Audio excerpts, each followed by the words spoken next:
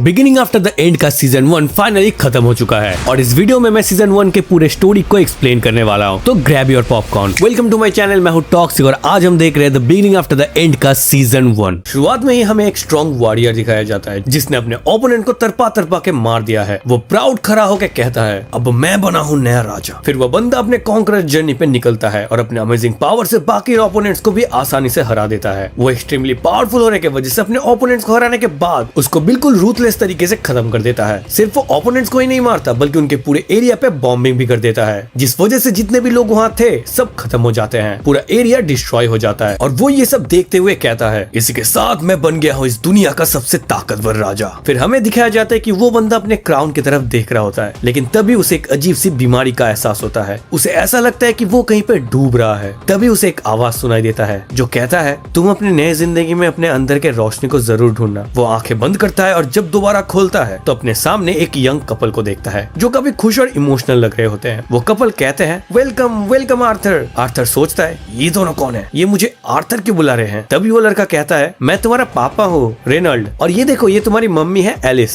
ये सुनते ही आर्थर को समझ आ जाता है कि वो एक नया लाइफ में रिबॉर्न हो चुका है और अब वो सबसे ताकतवर राजा नहीं है बल्कि अब वो एक बेबी है। उसे कुछ समझ नहीं आ रहा था कि उसके साथ क्या हो रहा है। वो मन ही मन सोचता है, मैं इतनी सारी जंग जीता सिर्फ एक बेबी के रूप में जन्म लेने के लिए। आर्थर के पेरेंट्स रेनल्ड और एलिस उसे बहुत प्यार कर रहे थे। वो सोचता है, ये लोग मुझे इतना प्यार क्यों कर रहे हैं। पर जो भी हो, वो एंजॉय तो कर ही रहा था, लेकिन बेबी बॉडी में वो बहुत अनकंफर्टेबल महसूस कर रहा होता है। उसे इस बॉडी से निकलना था। फिर एक दिन वो बिस्तर में हक देता है और उसकी माँ एलिस बहुत अच्छे से उसका ध्यान रखने लगती है। आर्थर के लिए ये सब बहुत अजीब था, लेकिन फिर एक ऐसा मोमेंट आता है जो उसका होश उड़ा देता है। उसका फादर रेनल्ड अपने बॉडी से एक मैजिकल पावर कास्ट करता है जिससे एक बड़ा सा पत्थर टुकड़ों में टूट जाता है, लेकिन एक पत्थर का टुकड़ा रेनल्ड के सर पे आके लगता है। तभी एलिस अपना हीलिंग मैजिक यूज करती है और उसे तुरंत ही हील कर देती है। ये सब देखकर आर्थर बहुत ज्यादा फैसिनेटेड हो जाता है। ये नया वर्ल्ड आर्थर के लिए एकदम एक्साइटिंग बन जाता है क्योंकि इस वर्ल्ड में मैजिक और कुछ नया एक्सप्लोर करा जा सकता है। एक दिन रेनल्ड एक बोर मॉन्स्टर के साथ फाइट करता है और उसे इजीली अपने पावर से हरा भी देता है। फिर पता चलता है कि वो अपने टीम के साथ एक मिशन में आया है। आर्थर धीरे धीरे अपने एनवायरनमेंट से नॉलेज गैदर करने लगता है और जब रेनल्ड फाइनली वापस आता है उसके हाथों में वेपन्स देख के आर्थर समझ जाता है इस दुनिया में सर्वाइवल बहुत ही टफ है, इसलिए उसे जल्द ही स्ट्रॉन्ग बनना पड़ेगा। एलिस कहती है, आर्थर चलो अब तुम्हारा सोने का टाइम हो गया है। धीरे धीरे आर्थर को भी नींद आने लगती है। वो अपने पेरेंट्स की तरफ देखता है और वो मन ही मन सोचता है, ये बच्चे का जिंदगी जीना एम्बैरेसिंग तो है पर ये प्यार भरे मोमेंट्स इतने खराब भी नहीं है। मेरे पास्ट लाइफ में मेरे पास कभी भी आराम से सोने का फ्रीडम नहीं था क्योंकि हमेशा कोई ना कोई मुझे मारने के लिए आता रहता था। यहाँ दिन बीतने लगते हैं और आर्थर थोड़ा बड़ा हो जाता है। वो धीरे धीरे रेंगने लगता है और एक आईने के सामने रुकता है। जब वो अपना रिफ्लेक्शन देखता है तो कहता है, तो ये बेबी आर्थर है। सच बताओ तो इतना दिन हो गया है, अभी भी मैं इस बॉडी में कंफर्टेबल नहीं हूँ और ना इस नाम का मुझे आदत पड़ा है। फिर एक दिन एलिस आर्थर को सुलाने के बाद अपने काम में बिजी हो जाती है, लेकिन आर्थर उठ जाता है और अपने झूले के नीचे चद्दर डाल के नीचे उतर जाता है और एलिस के पीछे से आवाज न करके छोटी छोटी कदमों से चल के लाइब्रेरी पहुंच जाता है। वह वो एक बुक उठाता है और कहता है, नॉलेज ही हथियार है, कैसे भी करके मुझे इस वर्ल्ड के बारे में और ज्यादा नॉलेज गैदर करना होगा। आर्थर एक बुक पढ़ने लगता है जो इस वर्ल्ड की जियोग्राफी के बारे में थी। उसे पता चलता है कि ये कॉन्टिनेंट में टोटल 3 किंगडम्स है। पहला ड्वार्फ का किंगडम डार्व, दूसरा एल्व्स का किंगडम एलेनोयर और तीसरा ह्यूमंस का किंगडम सापिन जिसमें वो रहता है। फिर आर्थर एक और बुक उठाता है जो मैजिक के बारे में थी। अब तक आर्थर को ये समझ आ चुका था कि ये वर्ल्ड उसके प्रीवियस वर्ल्ड के कंपैरिजन में काफी अंडर डेवलप्ड है, लेकिन यहाँ एक चीज है जो सबसे फैसिनेटिंग है, मैजिक। माना इस वर्ल्ड में एग्जिस्ट करता है और ये एक ऐसी पावर है जो एक इंसान के अंदर होती है जिसे वो मैजिकल स्पेल कास्ट कर सकते हैं। ये एबिलिटी ज्यादातर हेरिडेटरी होती है और सिर्फ 100 लोगों में से एक के पास होती है। माना का यूटिलाइजेशन 2 ब्रॉड कैटेगरीज में होता है, ऑगमेंटेशन और कॉन्ज्यूरिंग। ऑगमेंटेशन में जो माना है वो बॉडीली पावर को एनहेंस करता है जिस वजह से इंसान की स्ट्रेंथ, स्पीड और एंड्योरेंस बढ़ जाती है। ये ज्यादातर वॉरियर्स और फाइटर्स यूज करते हैं। कॉन्ज्यूरिंग दूसरी तरफ हाई लेवल मैजिक है जिसमें माना को एक्सटर्नल एलिमेंट्स के साथ फ्यूज किया जाता है जिसे फायर,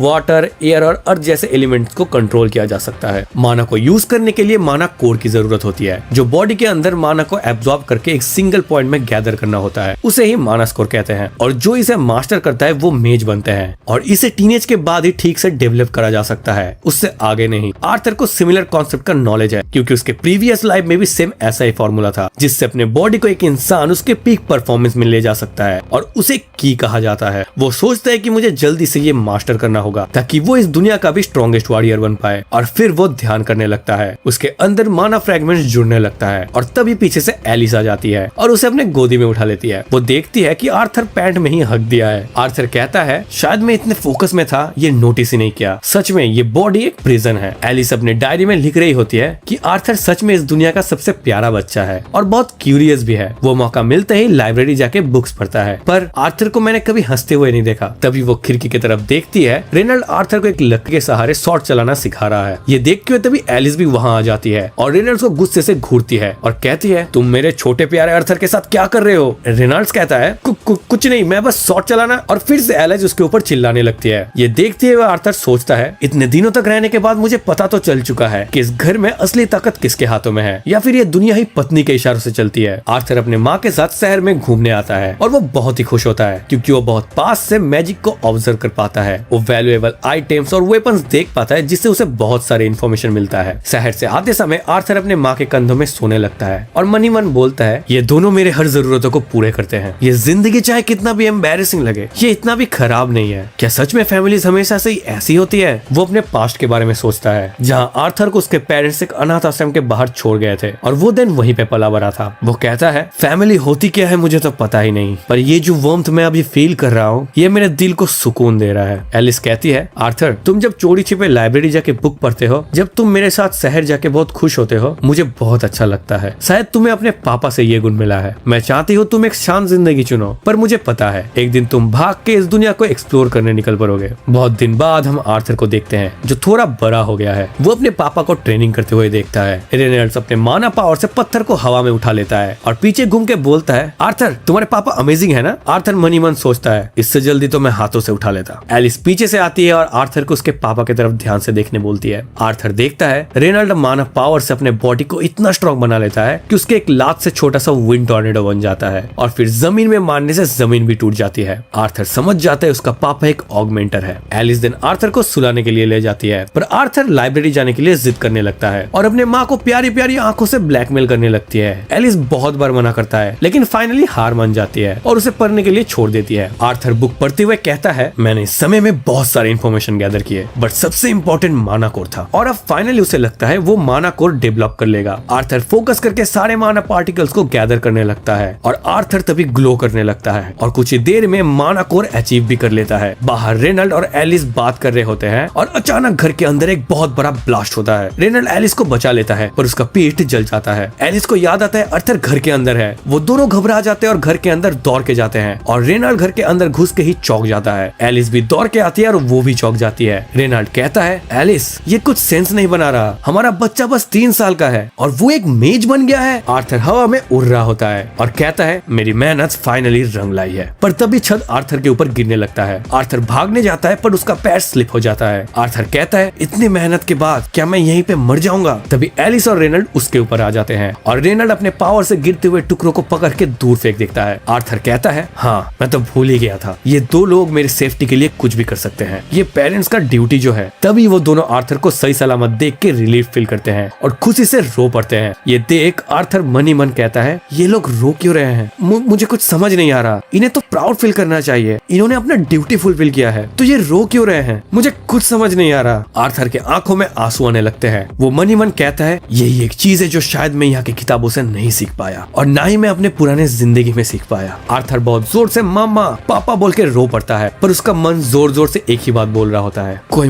मुझे प्लीज बताओ ये क्या है? इसी आर्थर जो कि अपने पास्ट लाइफ में किंग ग्रे था और वो एक बड़े काउंसिल के सामने खड़ा था और वहाँ पे एक बंदा होता है जो लिटरली अपना और अपने फैमिली का जान बचाने के लिए गिड़गिड़ा रहा होता है। ये बंदा किंग ग्रे से माफी मांग रहा होता है क्योंकि उसने किंग का मर्डर करने की कोशिश की थी। वो बंदा रो रो के बोलता है, प्लीज किंग मेरी फैमिली को जाने दीजिए, उन्हें माफ कर दीजिए। लेकिन काउंसिल ने ऑलरेडी डिसाइड कर लिया था कि इसको सजा तो देनी ही है। अब यहाँ सीन एकदम से इंटेंस हो जाता है। किंग ग्रे अपना स्वॉर्ड निकालता है और एक झटके में वार करता है, लेकिन ये वार उस पे नहीं होता बल्कि उसके वाइफ और उसके बच्चे पे होता है। वो बंदा अपना सर उठाता है और अपने सामने अपने वाइफ और बच्चे को मरे हुए देखता है और फिर काउंसिल के मेंबर्स को बोलता है कि ये उसके फैमिली के लिए एक्चुअली बेटर था, क्योंकि अगर वो लोग सिटी में वापस जाते तो उनके लिए और भी बुरा होता। ये सीन दिल पे चोट करता है क्योंकि इट शोज किंग ग्रे कितना रूथलेस था अपने पास्ट लाइफ में। अब सीन शिफ्ट होता है टू द प्रेजेंट जहाँ पे हम आर्थर को देखते हैं। अभी वो अपने फादर रेनल्ड्स के साथ प्रैक्टिस कर रहा है। रेनल्ड्स उसको एक पैर ग्लोव्स देता है लेकिन आर्थर उसको रिजेक्ट कर देता है और एक वुडन स्वॉर्ड चूज करता है। रेनल्ड्स अपना माना उस स्वॉर्ड में चैनल करता है। आर्थर भी ये देखता है और अपना माना अपने स्वॉर्ड में कंसंट्रेट करता है। दोनों एक दूसरे पे चार्ज करते हैं, लेकिन आर्थर का माना इतना पावरफुल है कि वो रेनॉल्ड्स के वुडन शॉट को तोड़ देता है। रेनॉल्ड्स को बिल्कुल भी यकीन नहीं होता।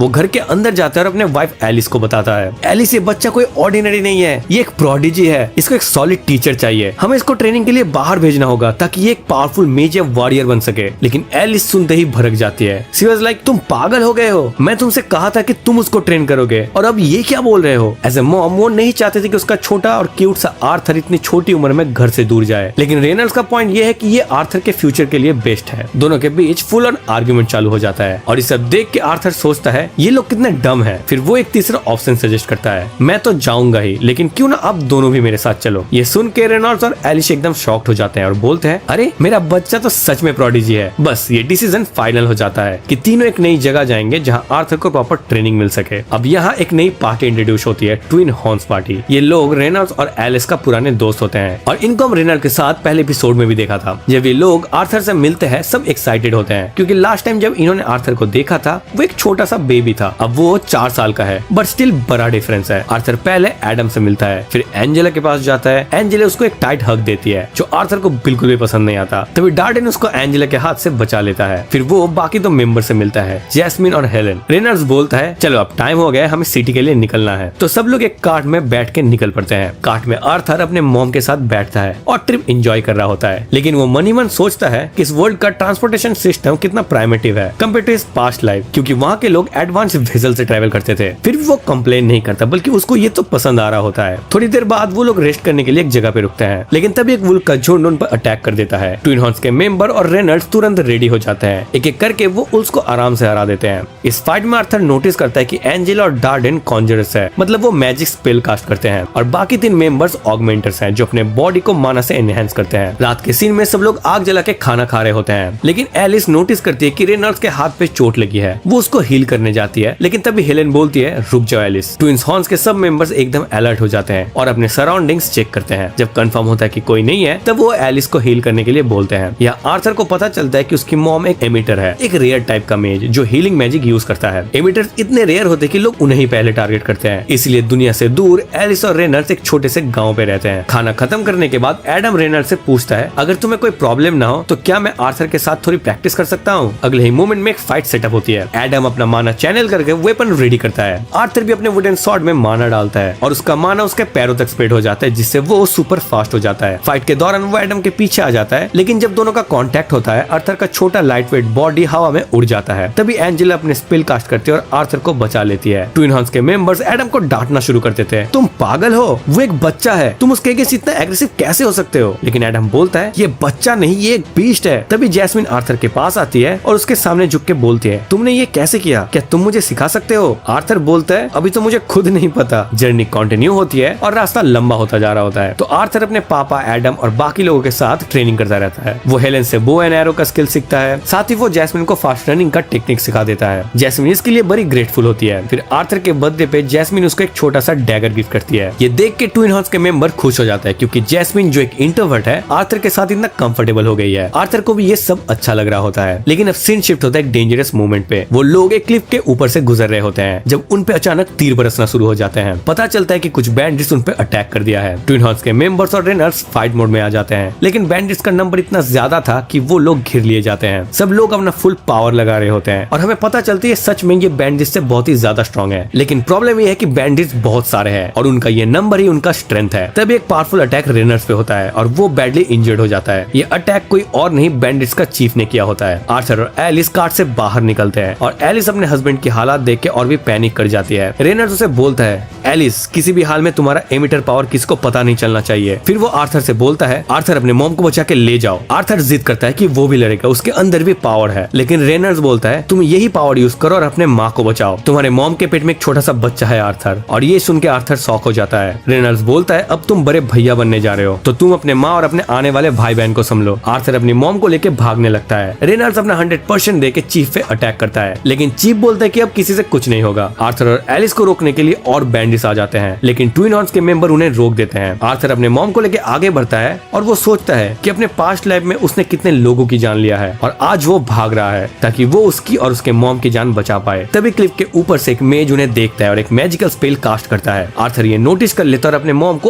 आगे ढकेल देता है, जिसकी वजह से उस स्पेल का इम्पैक्ट उस पर हो जाता है। उसका लाइट वेट बॉडी हवा में उड़ जाता है और वो क्लिफ से नीचे गिरने लगता है। लेकिन गिरते वक्त वो बोलता है, अगर मैं ऐसे मरने वाला हूँ तो तुझे भी जीने नहीं दूंगा। वो जैस्मिन के दिए हुए डैगर को निकाल के उस मेज पे फेंक देता है। डैगर के साथ जो स्ट्रिंग अटैच होता है वो मेज के पैरों में फंस जाता है और वो क्लिफ से गिरने लगता है। एंजल और डर्डेन अपने मैजिक यूज करते हैं आर्थर को बचाने के लिए, लेकिन वो उसको टच तक नहीं कर पाते। एलिस अपने बच्चे के लिए चीख चीख के रो पड़ती है, लेकिन आर्थर के लिए एक एम्प्टी फीलिंग होता है। वो पहली बार फैमिली मेंबर को खोने का दर्द महसूस कर रहा है। आर्थर के आंखों में आंसू आ जाते हैं और वो आखिरी बार सोचता है काश वो मरने से पहले एक बड़ा भाई बन पाता, लेकिन वो आने वाले अपने भाई बहन को कभी नहीं देख पाएगा। आर्थर एक डेंस जंगल में गिरा हुआ होता है। उसके आंखें खुलती है और वो सोचता है मैं कहाँ आ गया। तभी जमीन कांपने लगती है और एक जायंट बीस्ट उसके सामने आता है और वो बीस्ट बोलता है गुड मॉर्निंग आर्थर। आर्थर एकदम डर जाता है। दिन हमें एक बच्चे और एक लड़की के बीच का कॉन्वर्सेशन सुनाया जाता है और उसके बाद सीन एकदम शिफ्ट होता है। सडनली हमें आर्थर को दिखाया जाता है जो बहुत ज्यादा डरा हुआ था क्योंकि उसके सामने वो जायंट मॉन्स्टर बैठा था। आर्थर मनी मन सोचता है ये कौन है, ये यहाँ क्या कर रही है और मैं कहाँ हूँ। उसके दिमाग में हजारों क्वेश्चंस थे और साथ ही साथ बहुत ज्यादा डर भी था। इस डर को काटने के लिए वो एकदम से अटैक करने का सोचता है और उस मॉन्स्टर पे अटैक कर भी देता है, पर वो मॉन्स्टर एक उंगली से आर्थर को नीचे गिरा देता है और कहता है अभी बहुत आगे बढ़ना है तुम्हें आर्थर, डरो मत, मैं यहाँ तुम्हें हर्ट करने नहीं आई हूँ। ये सब सुन के आर्थर शॉक हो जाता है। तभी वो जायंट मॉन्स्टर आगे बढ़ता है। वो कुछ फल तोड़ता है और कहता है तुम बहुत भूखे होंगे,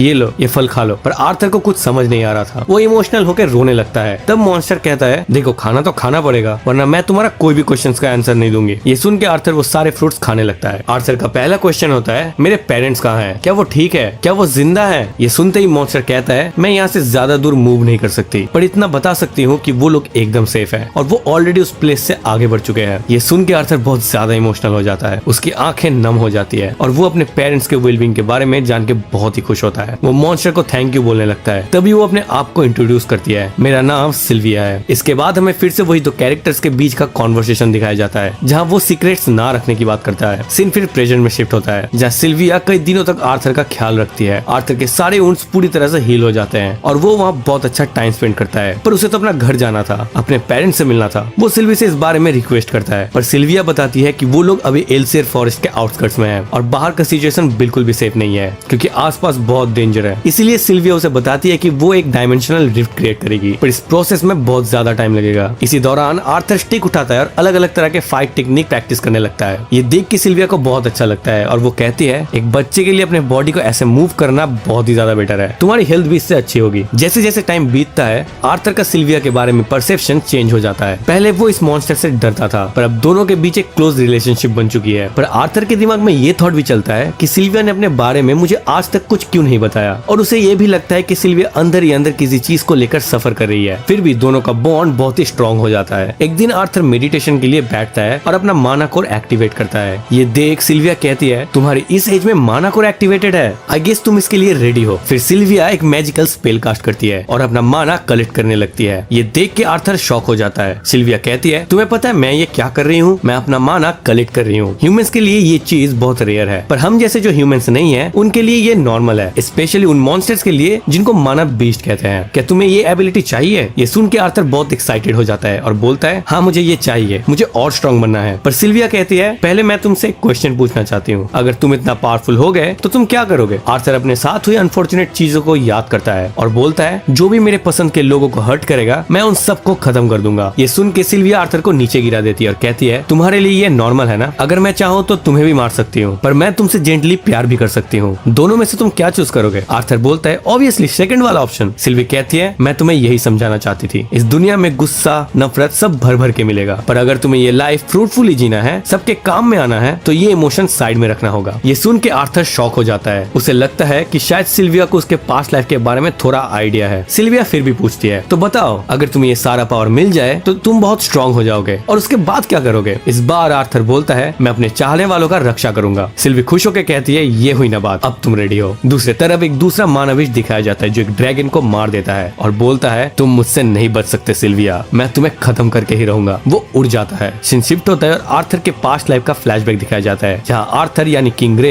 एक ऑफिस रूम में घुसता है। वो अपना इमेज को देख के बोलता है इस वर्ल्ड में किंग का सच में कोई वैल्यू नहीं, असली पावर पार्लियामेंट के हाथ में है, मैं तो बस एक टूल हूँ डिस्ट्रक्शन के लिए। वह एक आदमी कहता है नहीं किंग ऐसा मत बोलो, आपने हमारे देश के लिए बहुत रिसोर्सेज जीते और वार्स भी जीते हैं। पर किंग ग्रे बोलता है मुझे अब जाना चाहिए और वो वहाँ से निकल जाता है। उसके क्राउन वगैरह टूटे पड़े रहते हैं। प्रेजेंट सीन में आर्थर मैजिक कास्ट करता है और अपना माना कलेक्ट करने लगता है। इसी दौरान वो अपने प्रीवियस लाइफ के बारे में सोचता है, जहाँ वो अपने की को एक एरिया में फोकस करता था और इजीली मार देता था। आर्थर इस लाइफ में भी अपने मैजिक एबिलिटी अनलॉक कर लेता है। उसके बॉडी में माना का फ्लो चलता है और वो बहुत ही खुश होता है। पर जब वो सिल्विया के पास जाता है, सिल्विया उसे एक पत्थर के नीचे दबा देती है और कहती है कोई नॉइज मत करना। तब वो दूसरा माना बीस्ट वहाँ एंट्री करता है और बोलता है सिल्विया अब वक्त आ गया है, खून की खुशबू मुझे यहाँ तक ले आई। सिल्विया शॉक हो जाती है, पर वो श्योर थी कि वो यहाँ से नहीं जाएगी। वो लड़ने के लिए रेडी हो जाती है। अगले ही मूवमेंट वो माना बीस्ट सिल्विया पे अटैक करता है और सिल्विया को बहुत ऊंस आ जाते हैं। पर सिल्विया अपनी पूरी एनर्जी यूज करती है और एक डिफरेंट माना बीस्ट में ट्रांसफॉर्म होने लगती है। ये देख के दूसरा माना बीस्ट बोलता है तुम पागल हो, इस ट्रांसफॉर्मेशन से तुम्हारी मौत पक्की है। सिल्विया कहती है मुझे फर्क नहीं पड़ता, मैं अपनी जिंदगी खुशी से जी लिया। वो उस माना बीस्ट पे अटैक करती है और वो पीछे चले जाता है और वो माना बीस्ट पे अटैक करता है और गायब हो जाता है। अगले मोमेंट वो एक पावरफुल अटैक करता है सिल्विया पे। सिल्विया तभी पूरा टाइम फ्रीज कर देती है और कहती है आर्थर अब तुम बाहर जा सकते हो। आर्थर कंफ्यूज होकर बाहर आता है और पूछता है तुम एक्चुअली एक ड्रैगन हो? सिल्विया बोलती है हाँ, लोग मुझे वही कहते हैं। अब वक्त आ गया है कि मैं तुम्हारे लिए पोर्टल बना दूं। वो एक पोर्टल कास्ट करती है और कहती है ये शायद किसी रिमोट एरिया में लैंड करेगा, पर मैं तुम्हें सर्वाइवल स्किल्स सिखाए हैं तो तुम इजीली घर पहुंच जाओगे। वो कहते हैं याद है ना तुम इस पावर के साथ क्या करोगे? आर्थर इमोशनल होकर बोलता है हाँ, मैं अपने लव्ड वंस को प्रोटेक्ट करूंगा। सिल्विया कहती है जाने से पहले मैं तुम्हें दो चीजें देना चाहती हूँ। वो एक क्रिस्टल कास्ट करती है, उसके अराउंड एक फेदर आता है और वो कहती है इस फेदर को क्रिस्टल में रैप करके रखो और इसे चेरिश करना। फिर सिल्विया आर्थर के पास आती है और आर्थर के बॉडी पे वही मार्क्स बन जाते हैं जो सिल्विया के बॉडी पे थे। सिल्विया कहती है वक्त आने पे तुम्हें सब समझ आ जाएगा, अब गुड बाय बोलने का टाइम आ गया है, जो मैं बिल्कुल भी नहीं चाहती। वैसे मैं तो तुम्हें पहले दिन ही घर भेज सकती थी, पर मुझे तुम्हारे साथ रहना अच्छा लगा, पर मैं तुम्हारे साथ ज्यादा समय बिताना चाहता था आर्थर। ये सुन के आर्थर बहुत इमोशनल हो जाता है। वो बोलता है क्या मैं अपने पावर से तुम्हें प्रोटेक्ट नहीं कर सकता? सिल्विया कहती है ये नेचुरल प्रोसेस है, कोई कुछ नहीं कर सकता। याद है ना तुमने मुझे प्रॉमिस किया था। आर्थर के आंखों से आंसू टपकने लगते हैं। वो बोलता है मुझे फर्क नहीं पड़ता तुम मॉन्स्टर हो या ड्रैगन, मेरे लिए तुम मेरी फैमिली हो। सिल्विया कहती है पर तुम्हारी तो ऑलरेडी मॉम है। आर्थर बोलता है ठीक है, फिर तुम मेरी ग्रैंड माँ हो। सिल्विया शॉक होकर इमोशनल हो जाती है और कहती है क्या तुम मुझे फिर से वही कह सकते हो? आर्थर बोलता है तुम मेरी ग्रैंड माँ हो। सिल्विया बहुत इमोशनल हो जाती है। सिल्विया कहती है चलो आर्थर अब वक्त आ गया है। आर्थर क्रिस्टल को फेदर में रैप करता है और पोर्टल के अंदर चला जाता है, पर वो पीछे मुड़ के सिल्विया को साथ लेना चाहता था। वो पोर्टल में पूरी तरह सबमर्ज हो जाता है। टाइम रेज्यूमे होता है और वो अटैक सिल्विया पे लगता है। सिल्विया घायल होकर गिर जाती है। वो माना बीस्ट सिल्विया के पास आता है, पर सिल्विया अपनी पूरी एनर्जी से एक अटैक करती है और एक बड़ा धमाका होता है। आर्थर का मन में सिल्विया की बातें चल रही होती है। तभी सिल्विया की आवाज सुनाई देती है आर्थर इस दुनिया में बहुत गुस्सा और नफरत है, प्लीज तुम अपनी स्माइल से इसे बदल दो। मुझे पता है तुम ये कर सकते हो, एक दिन में नहीं पर धीरे धीरे जरूर। ये मेरी आखिरी ख्वाहिश है। तुम पिछले जन्म में बहुत स्ट्रॉन्ग थे किंग ग्रे, पर इस जन्म में तुम एक डिफरेंट इंडिविजुअल बनो। अपने दिल को हेट्रेड से नहीं दूसरों के ब्लेसिंग से भरो। ये सुन के आर्थर को समझ नहीं आता कि सिल्विया को उसके पास्ट लाइफ के बारे में कैसे पता है। अगले सीन में आर्थर आंखें खोलता है और खुद को जंगल के बीच में पड़ा हुआ पाता है। वो सिल्विया के लिए अभी भी इमोशनल होता है, पर पीछे से किसी का आवाज सुनाई देती है तो वो इमीडिएटली एकदम से जंप करके एक पेड़ के ऊपर चला जाता है। फिर वो एकदम उस साउंड की तरफ बढ़ने लगता है और फाइनली वो उस एरिया में पहुंच जाता है। वो नोटिस करता है कि काफी सारे लुटेरे मिलकर एक छोटी सी बच्ची को पकड़ लिया है। ये बच्ची एक एल्फ थी। वो लोग प्लान कर रहे थे उसको बेचने का और फिर मोटा पैसा कमाने का। ये सब देख के और सुन के आर्थर को अपने फैमिली की याद आता है कि कैसे उनके ऊपर भी लुटेरों ने अटैक किया था। फिर वो सिल्विया के बारे में सोचता है और कहता है शायद सिल्विया ने मुझे पावर इसी मोमेंट के लिए दिया था। वहाँ पे जितने भी लुटेरे थे वो सब उस बच्ची को एक कार्ट के अंदर डाल देते हैं और आगे बढ़ने लगते हैं। आर्थर उस कार्ट को फॉलो करता रहता है और फाइनली वो सब एक जगह पे जाके रेस्ट करने लगते हैं। शाम ऑलमोस्ट हो चुकी थी। आर्थर को पता था कि यही टाइम है जब उसको जल्दी से कुछ एक्शन लेना होगा, नहीं तो वो लोग इस बच्ची को हर्ट कर सकते हैं। लेकिन आर्थर एक परफेक्ट टाइम का वेट कर रहा था। ऑलमोस्ट रात हो चुकी थी और आर्थर नोटिस करते कि जो वाइल्ड हाउंड्स फॉरेस्ट में है उन सबको मैजिक के थ्रू पेड़ बनाया गया है। आर्थर को पता था यहाँ पे वो कुछ कर सकता है। इमीडिएटली उन सब के सामने वो एक पत्थर फेंक के मारता है, जिससे सारे वाइल्ड हाउंड्स एकदम चिल्लाने लगते हैं। ये सुनते ही एक लुटेरा आता है और सीधा एक वाइल्ड हाउंड के मुंह पर लात मारता है और कहता है तुम लोग चुप नहीं रह सकते, मुंह बंद रखो अपना। लेकिन यही चीज का आर्थर वेट कर रहा था। वो पेड़ के ऊपर से अपने मानव को अपने हाथ में कॉन्सेंट्रेट करता है और एकदम उस लुटेरे के पीछे जंप करता है। अगले ही मोमेंट वो एक ही स्लैश में उस बंदे को वहीं पे खत्म कर देता है। उस बंदे को ढूंढने के लिए उसका दूसरा साथी आता है, लेकिन तब तक आर्थर उस बंदे से अपना चाकू निकाल चुका था और उस दूसरे बंदे का गला भी वहीं पे काट देता है। ये सब देखते ही तीसरा बंदा भी वहाँ पे आता है, लेकिन आर्थर उस छोटे से चाकू से ही उस बंदे के पैर को एकदम चीर देता है। पर तब तक वो तीसरा बंदा चिल्ला देता है और चौथे को इन्फॉर्म कर देता है कि बच के रहना, यहाँ एक बच्चा मेज है, एक मैजिशियन है। ये सुनते ही जो चौथा लुटेरा था वो नीचे उतरता है और कहता है वाह क्या दिन आ गया, अब मुझे एक बच्चे के साथ लड़ना पड़ेगा। कंसीडरिंग कि तुम एक मेज हो, तुम इस लड़की एल्फ से भी ज्यादा दाम में बिकोगे, अब तो मैं तुम्हें पकड़ के ही रहूंगा। टर्न्स आउट ये चौथा बंदा भी एक मैजिशियन था। वो अपना स्पेल कास्ट करने लगता है और सीधा अटैक करता है, लेकिन आर्थर उसको डॉज कर देता है। फिर आर्थर अपना चाकू लेके उस बंदे पे अटैक करता है, पर वो बंदा बड़ी आसानी से उसको डॉज कर लेता है। आर्थर अपना स्ट्रिंग वाला चाकू भी फेंक के मारता है, लेकिन वो बंदा लिटरली उस चाकू को पकड़ लेता है और सीधा आके आर्थर को ही लात मारता है। फिर वो आर्थर के पास जाता है और उसके पैर को पकड़ के उसको उल्टा लटका देता है और कहता है अब वक्त आ गया है बच्चे। लेकिन तभी आर्थर एकदम से अपने मैजिक को यूज करके उसके पैर और पूरे बॉडी को बर्न कर देता है।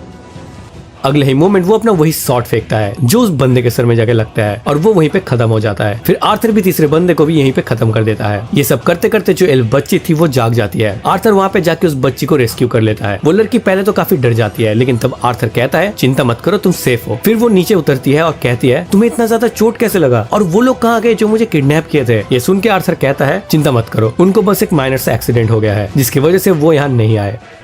ये सब कहने के बाद आर्थर कहता है ठीक है, ये लो तुम्हारा बैग और मैं अभी चलता हूँ यहाँ से। ये सुनते ही वो लड़की एकदम शॉक हो जाती है और कहती है तुम ऐसे कैसे मुझे अकेला छोड़ सकते हो। उसको काफी डर भी लग रहा था, लेकिन वो आर्थर को ठीक से एक्सप्रेस भी नहीं कर पा रही थी। तभी आर्थर कहता है लेकिन एल्फ तो जंगल में काफी सेफ होते हैं ना। पर वो बच्ची कहती है वो सब मुझे नहीं पता, मैं तो बस कुछ बग्स ढूंढ रही थी और उनके पीछे भागते भागते कब खो गई मुझे पता ही नहीं। ये सब सुनने के बाद आर्थर थोड़ी देर सोचता है और कहता है आई गेस मुझे तुम्हारी हेल्प करनी चाहिए। फिर वो कहता है ठीक है चलो तुम मेरे साथ ही चलना। ये सुन के वो लड़की काफी खुश हो जाती है, लेकिन जाने से पहले वो एकदम एक वाइल्ड हाउंड की तरफ देखती है और कहती है मुझे लगता है हमें इनको भी फ्री कर देना चाहिए। पर आर्थर कहता है देखो हम इस चीज को कंट्रोल नहीं कर सकते, क्या पता फ्री करने के बाद ये लोग हम पर ही अटैक कर दे। लेकिन ये सुनने के बावजूद वो लड़की आगे बढ़ती है और कहती है इनका क्या गलती है, ऊपर से उन खराब लोगों ने इनको बंदी बना रखा था, हमें इनको फ्री करना चाहिए नहीं तो ये यहीं पे खत्म हो जाएंगे। फिर वो तीनों वाइल्ड हाउंड्स को फ्री कर देती है और वो हाउंड्स एकदम ही जंगल की तरफ भाग जाते हैं बिना कोई हार्म किए। फिर दिखाया जाता है कि वो लोग आगे बढ़ने लगते हैं। फाइनली वो एक क्लिफ के कॉर्नर पे जाके बैठते हैं जहाँ पे आर्थर खाना बनाने लगता है। तभी आर्थर पूछता है मैं तो तुम्हारा नाम ही नहीं पूछा। ये सुनते ही वो कहती है मेरा नाम है टेसा। फिर आर्थर भी अपना इंट्रो देता है और उसका खाना ऑफर करता है। आर्थर कहता है देखो तुम्हें अगर भूख नहीं भी लगी हो फिर भी तुम्हें खाना खाना पड़ेगा क्योंकि हमें आगे काफी चलना है, बहुत डिस्टेंस भी कवर करना है। ये बोलते ही आर्थर को सिल्विया का याद आता है कि सिल्विया भी कैसे एग्जैक्टली यही बात उससे कहा करती थी। वो काफी इमोशनल हो जाता है, अपने फैमिली के बारे में सोचता है जब वो सब साथ बैठ के खाना खाते थे, पर अब वो सब कुछ भी नहीं है। तभी टेसा पूछती है वैसे तुम यहाँ पे क्या कर रहे हो। आर्थर कहता है आई गेस मैं भी अपने पेरेंट्स से खो गया हूँ। ये सुन के टेसा कहती है अच्छा तो तुम भी गुम हो गए हो, कितना अच्छा चीज है। टेसा एक छोटी बच्ची थी और वो वैसे ही बिहेव कर रही थी जो आर्थर के लिए काफी नया था। उसके बाद आर्थर टेसा से एलेनोर के बारे में पूछता है जो बेसिकली एल्फ लैंड था। टेसा बताती है वो जगह काफी सुंदर है, तुम्हें बहुत मजा आएगा। लेकिन वो लोग चलते ही जा रहे थे पर अभी भी एलेनोर का कोई भी पता नहीं था। फिर वो अपना जर्नी कंटिन्यू करते हैं। टेसा बताती है मैं तो काफी एक्साइटेड हूँ कि कब मेरा माना कोर एक्टिवेट होगा क्योंकि उसके बाद मैं अपने टीचर के पास चली जाऊंगी और वहीं पे ट्रेन करूंगी। ये सुन के आर्थर कहता है तुम लोगों का कोई फॉर्मल एजुकेशन नहीं है। टेसा ये सुन के कहती है वो क्या होता है, बट आर्थर कहता है ठीक है कोई बात नहीं। आर्थर और टेसा अपना जर्नी कंटिन्यू करते हैं, लेकिन उनको कोई फॉलो कर रहा था और वो और कोई नहीं बल्कि वो फॉरेस्ट हाउंड था जिसको टेसा ने रेस्क्यू किया था। उसके बाद आर्थर रात को एक टेंट बनाता है रहने के लिए। वो कहता है टेसा तुम अंदर ही सो जाओ, मैं बाहर थोड़ी देर के लिए रहूंगा और एरिया का गार्ड करूंगा। आर्थर को पता था कि वाइल्ड हाउंड आसपास ही है और वो रिग्रेट करता है कि उसने पहले उनको क्यों नहीं मार दिया। लेकिन तभी टेसा टेंट से बाहर निकलती है और कहती है मुझे लगता है तुम्हें टेंट के अंदर आ जाना चाहिए, नहीं तो तुम्हें देख के बीस्ट अट्रैक्ट हो सकते हैं। आर्थर को समझ आ जाता है कि टेसा टेंट के अंदर अकेली डर रही थी। वो कहता है क्या तुम्हें भूतों से डर लग रहा है। नहीं तुम देखो, तुम अपनी सेफ्टी के लिए अंदर आ जाओ और अंदर आके ही गार्ड करो, पर हाँ अंदर आके भी मेरे पास मत आना क्योंकि मैंने सुना है कि जो ह्यूमन किंगडम के बंदे हैं वो लोग काफी परवर्ट होते हैं और उनके बहुत सारे वाइफ्स होते हैं। ये सुन के आर्थर कहता है तुम्हें ये सब किसी ने कैसे बताया, ये सब एकदम बेसलेस है, इसका कोई सेंस भी नहीं बनता। वैसे परवर्ट बंदे तो हर जगह हो सकते हैं, इवन एल्फ किंगडम में भी काफी परवर्ट बंदे हो सकते हैं। ये सब सुनते सुनते टेसा आराम से सो जाती है। आर्थर को समझ आता है कि एक छोटी बहन होना कैसा होता है। उसके बाद आर्थर भी सो जाता है। अगली सुबह वो लोग अपनी जर्नी फिर से कंटिन्यू करते हैं। धीरे धीरे आर्थर और टेसा के बीच का बॉन्ड काफी स्ट्रॉन्ग हो चुका था। आर्थर को किसी भी हालात में अपने घर वापस जाना था, अपने पेरेंट्स से वापस मिलना था। लेकिन अचानक से आर्थर का माना कोर बहुत ज्यादा हर्ट होने लगता है। आर्थर ठीक से मूव भी नहीं कर पा रहा था। ये देख के टेसा एकदम भाग के जाती है कुछ मेडिसिनल हर्ब्स लाने के लिए। आर्थर एक पेड़ के नीचे रेस्ट ले रहा था, लेकिन उसका दर्द कम ही नहीं हो रहा था। उसका दर्द एक स्पेसिफिक टाइम इंटरवल के बाद बार बार आ रहा था, जिसकी वजह से आर्थर काफी स्ट्रेस्ड आउट था। लेकिन तभी वो अपने सामने वही फॉरेस्ट हाउंड को देखता है। वो एकदम शॉक हो जाता है, पर तभी दिखाया जाता है कि वो फॉरेस्ट हाउंड अपने मुंह में एक छोटा सा शिकार किया हुआ एनिमल लाता है और उनके सामने रख के वहाँ से चला जाता है। ये देख के टेसा काफी खुश हो जाती है और कहती है ये लोगों ने शायद उनको बचाने के लिए हमें रिवॉर्ड दिया।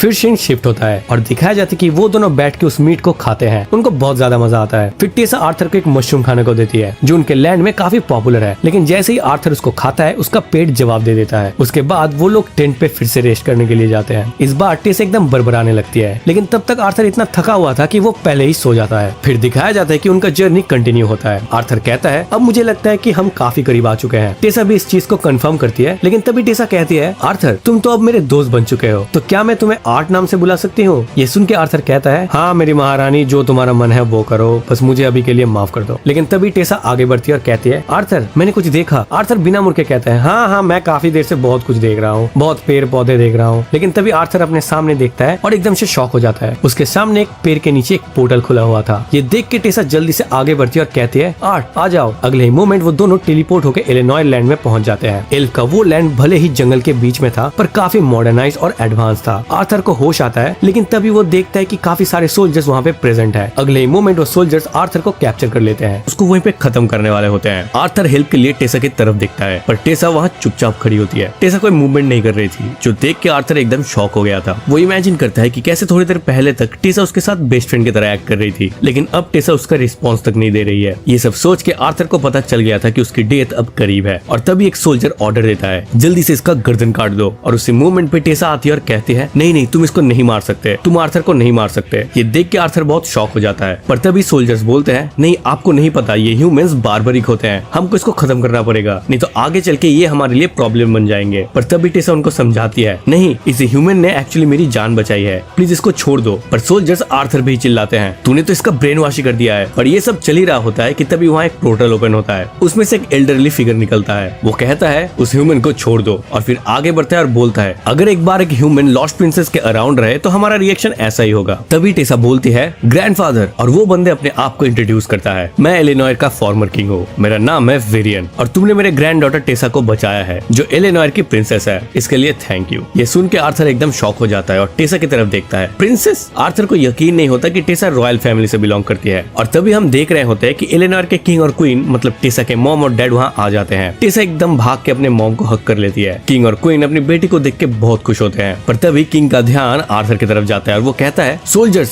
यह एक ह्यूमन कैसे है और तुमने अभी तक इसको मारा क्यों नहीं? पर तभी ग्रैंडफादर बोलता है मैंने इनको ऑर्डर दिया है कि ये इसको ना मारे, क्योंकि ये लड़का क्लेम कर रहा है कि इसने टेसा का जान बचाई है। और टेसा बोलती है हाँ बिल्कुल सही, आर्थर ने मेरी जान बचाई है और कोई इसको तंग नहीं करेगा, बल्कि हमें तो इसे कैसल में बुलाना चाहिए। ये सुन के किंग थोड़ा ऑकवर्ड हो जाता है और टेसा बोलती है पापा आप इसको कैसल में बुलाओगे ना? किंग के पास कोई ऑप्शन नहीं बचता और कहता है ठीक है बेटी, जैसा तुम्हें ठीक लगे। अगले ही मोमेंट टेसा बहुत ही खुश हो जाती है और आर्थर से कहती है आर्थर चलो कैसल में हम वहाँ पे टेस्टी खाना खाएंगे और साथ में खेलेंगे भी। आर्थर भी थोड़ा ऑकवर्ड था, पर तभी ग्रैंडफादर बोलता है इसके बारे में हम बाद में बात करेंगे। और अगले ही मोमेंट आर्थर और टेसा पूरे इलिनॉय के सिटी के बीच से कैसल की तरफ जाते हैं। आर्थर इलिनॉय के किंगडम को देखता है और बहुत ही सरप्राइज्ड होता है, पर उससे भी ज्यादा सरप्राइज्ड वहाँ के लोकल एल्व्स होते हैं, क्योंकि आर्थर वहाँ एक लौता ह्यूमन था। ह्यूमंस और एल्व्स का रिलेशन बहुत ही खास नहीं है, क्योंकि पास में उनके बीच में बहुत सारे वार्स हो चुके हैं। ये सब आर्थर को बहुत वियर्ड लग रहा था, पर टेसा उसके साथ बहुत अच्छा बिहेव कर रही थी। पर फिर आर्थर याद करता है कि जब सोल्जर्स ने उसको पकड़ा था तब टेसा एकदम कोल्ड वे में वही खड़ी थी। ये सोच के आर्थर मन ही मन डिसाइड करता है चाहे कुछ भी हो, ये लोग मुझे कितना भी प्यार दिखाए, मुझे अपना गार्ड डाउन नहीं करना चाहिए। पर उसी बीच आर्थर का दिल का दर्द फिर से स्टार्ट हो जाता है। आर्थर और टेसा कैसल के अंदर पहुंच जाते हैं, जहाँ टेसा को रिसीव करने के लिए उसके बहुत सारे केयर टेकर्स थे। तभी टेसा आर्थर को इंट्रोड्यूस करवाती है और कहती है इसका भी अच्छे से केयर रखना। ये देख के केयर टेकर्स को बिल्कुल भी अच्छा नहीं लगता, वो लोग एकदम शॉक हो जाते हैं। और तभी वहाँ किंग और क्वीन भी आ जाते हैं। ये देख के आर्थर बोलता है सबसे पहले हमें इस पूरे मैटर के बारे में डिस्कस करना चाहिए। अगले मोमेंट हम देख रहे हैं कि आर्थर, टेसा, किंग और ग्रैंडफादर एक जगह असेंबल होते हैं इस बात पे डिस्कशन करने के लिए। आर्थर वहाँ खड़ा था और बाकी सब लोग सीट्स पे बैठे थे। जब आर्थर कुछ बोलने वाला था तभी टेसा कहती है तुम वहाँ खड़े क्यों हो, आओ सीट पे बैठो। अगले सीन में आर्थर को भी सीट पे बिठाया दिया जाता है। फिर टेसा बोलती है थोड़ी चाय और स्नैक्स भी तो लाओ, और वो भी हो जाता है। फिर किंग अपने आप को इंट्रोड्यूस करता है मैं टेसा का फादर हूँ, इलिनॉय का करंट किंग, और मेरा नाम है एल्डुइन, और ये हमारी करंट क्वीन टेसा की मॉम, और इनका नाम है मेरियल। फिर विरियन फिर से अपने आप को इंट्रोड्यूस करता है और फिर आर्थर भी अपने बारे में बताता है मैं सेपियन किंगडम में रहता हूँ, मेरा फैमिली एक छोटे से विलेज में रहता है और हम लोग बहुत ही हम्बल बैकग्राउंड से आते हैं। फिर किंग आर्थर से कहता है चलो अब बताओ उस टाइम क्या हुआ था। आर्थर अपना पर्सनल इन्फॉर्मेशन साइड में रखते हुए टेसा के साथ जो कुछ भी हुआ था उसके बारे में डिटेल में बताता है। ये सुन के किंग बहुत गुस्सा हो जाता है और कहता है स्लेव ट्रेडर्स, इसका मतलब वो लोग भी ह्यूमंस ही थे, है ना? आर्थर जवाब देता है सर स्लेव स्लेव ट्रेडिंग एक प्रोफेशन है, ये किसी रेस से एसोसिएटेड नहीं है। इवन एल्फ किंगडम में भी बहुत सारे स्लेव ट्रेडर्स हो सकते हैं। ये सुन के ग्रैंडफादर बोलता है, तो तुम कह रहे हो कि तुमने उन स्लेव ट्रेडर्स को एनकाउंटर किया और टेसा को बचा लिया, तो बताओ तुमने उसको कैसे बचाया? क्या तुमने उनके सामने भीख मांगी या नेगोशिएट किया? आर्थर ये सुन के बोलता है, सर मैं भले ही एक किड हूँ लेकिन मैं एक मेज भी हूँ। तो तुम कह रहे हो कि तुमने उन सबको हराया और टेसा को रेस्क्यू किया? आर्थर कहता है, आपने बिल्कुल सही कहा। ये सुन के सब शॉक हो जाते हैं। एक सोल्जर्स तो और भी भड़क जाता है और आर्थर को मारने के लिए आगे बढ़ता है, पर वीरियन उसको कंट्रोल करने को कहता है। तभी टेसा बोलती है, पापा ये एकदम सच बोल रहा है, वो स्लेव ट्रेडर्स ने मुझे कैप्चर किया था और मैंने सुना था कि वो मुझे बेचने का प्लान बना रहे थे। ये कहते हुए टेसा इमोशनल हो जाती है और अपने मॉम को हक कर लेती है। ये सब सुन के किंग बोलता है, चलो मैं तुम्हें ट्रस्ट करता हूँ। आर्थर ये सुन के बहुत खुश हो जाता है और कहता है, सर मैं आपसे एक रिक्वेस्ट करना चाहता हूँ, मैं अपने फैमिली को बहुत ही मिस कर रहा हूँ, मुझे सेपियन किंगडम में अपने फैमिली के साथ रियूनाइट होना है, क्या आप प्लीज मुझे मेरे फैमिली के साथ रियूनाइट करवा सकते हैं? किंग ये सुन के बोलता है, तुम्हें लगता है कि तुमने मेरी बेटी को बचाया तो मैं तुम्हें ये फेवर करूं, एक ह्यूमन को फेवर? किंग एल्डुइन ये फेवर करने के लिए बिल्कुल रेडी नहीं था, पर तभी टेसा अपने पापा की तरफ गुस्से में देखती है और फिर किंग बोलता है, देखो हमारा टेलीपोर्टेशन गेट 7 साल में एक बार खुलता है, जहाँ 3 ट्राइब्स के किंग एक साथ मीटिंग करते हैं। लास्ट टाइम ये गेट 2 साल पहले खुला था, मतलब अगला गेट 5 साल बाद खुलेगा, पर मैं तुम्हारे जैसे ह्यूमंस को इतने टाइम तक अपने किंगडम में नहीं रख सकता, इसलिए मैं अपने सोल्जर्स को बोलूंगा कि वो तुम्हें तुम्हारे घर तक एस्कॉर्ट करे। ये प्रोसेस मैं कल से स्टार्ट करवा दूंगा। ये सुन के आर्थर बहुत ही खुश हो जाता है और बहुत ही ज्यादा ग्रेटफुल फील करता है, पर अचानक उसके दिल में फिर से दर्द शुरू हो जाता है। ये दर्द इस बार वीरियन नोटिस करता है। आर्थर का पेन एक्सट्रीम लेवल तक पहुंच जाता है और वो मन ही मन सिल्विया से रिक्वेस्ट कर रहा था, सिल्विया प्लीज मुझे इस पेन से रिलीफ दो। और फिर आर्थर एक ओपन एरिया में पहुंच जाता है। रात का जो चिल्ड ब्रीज था वो आर्थर को बहुत ही ज्यादा रिलैक्स करवा रहा था। आर्थर इसको एंजॉय कर रहा था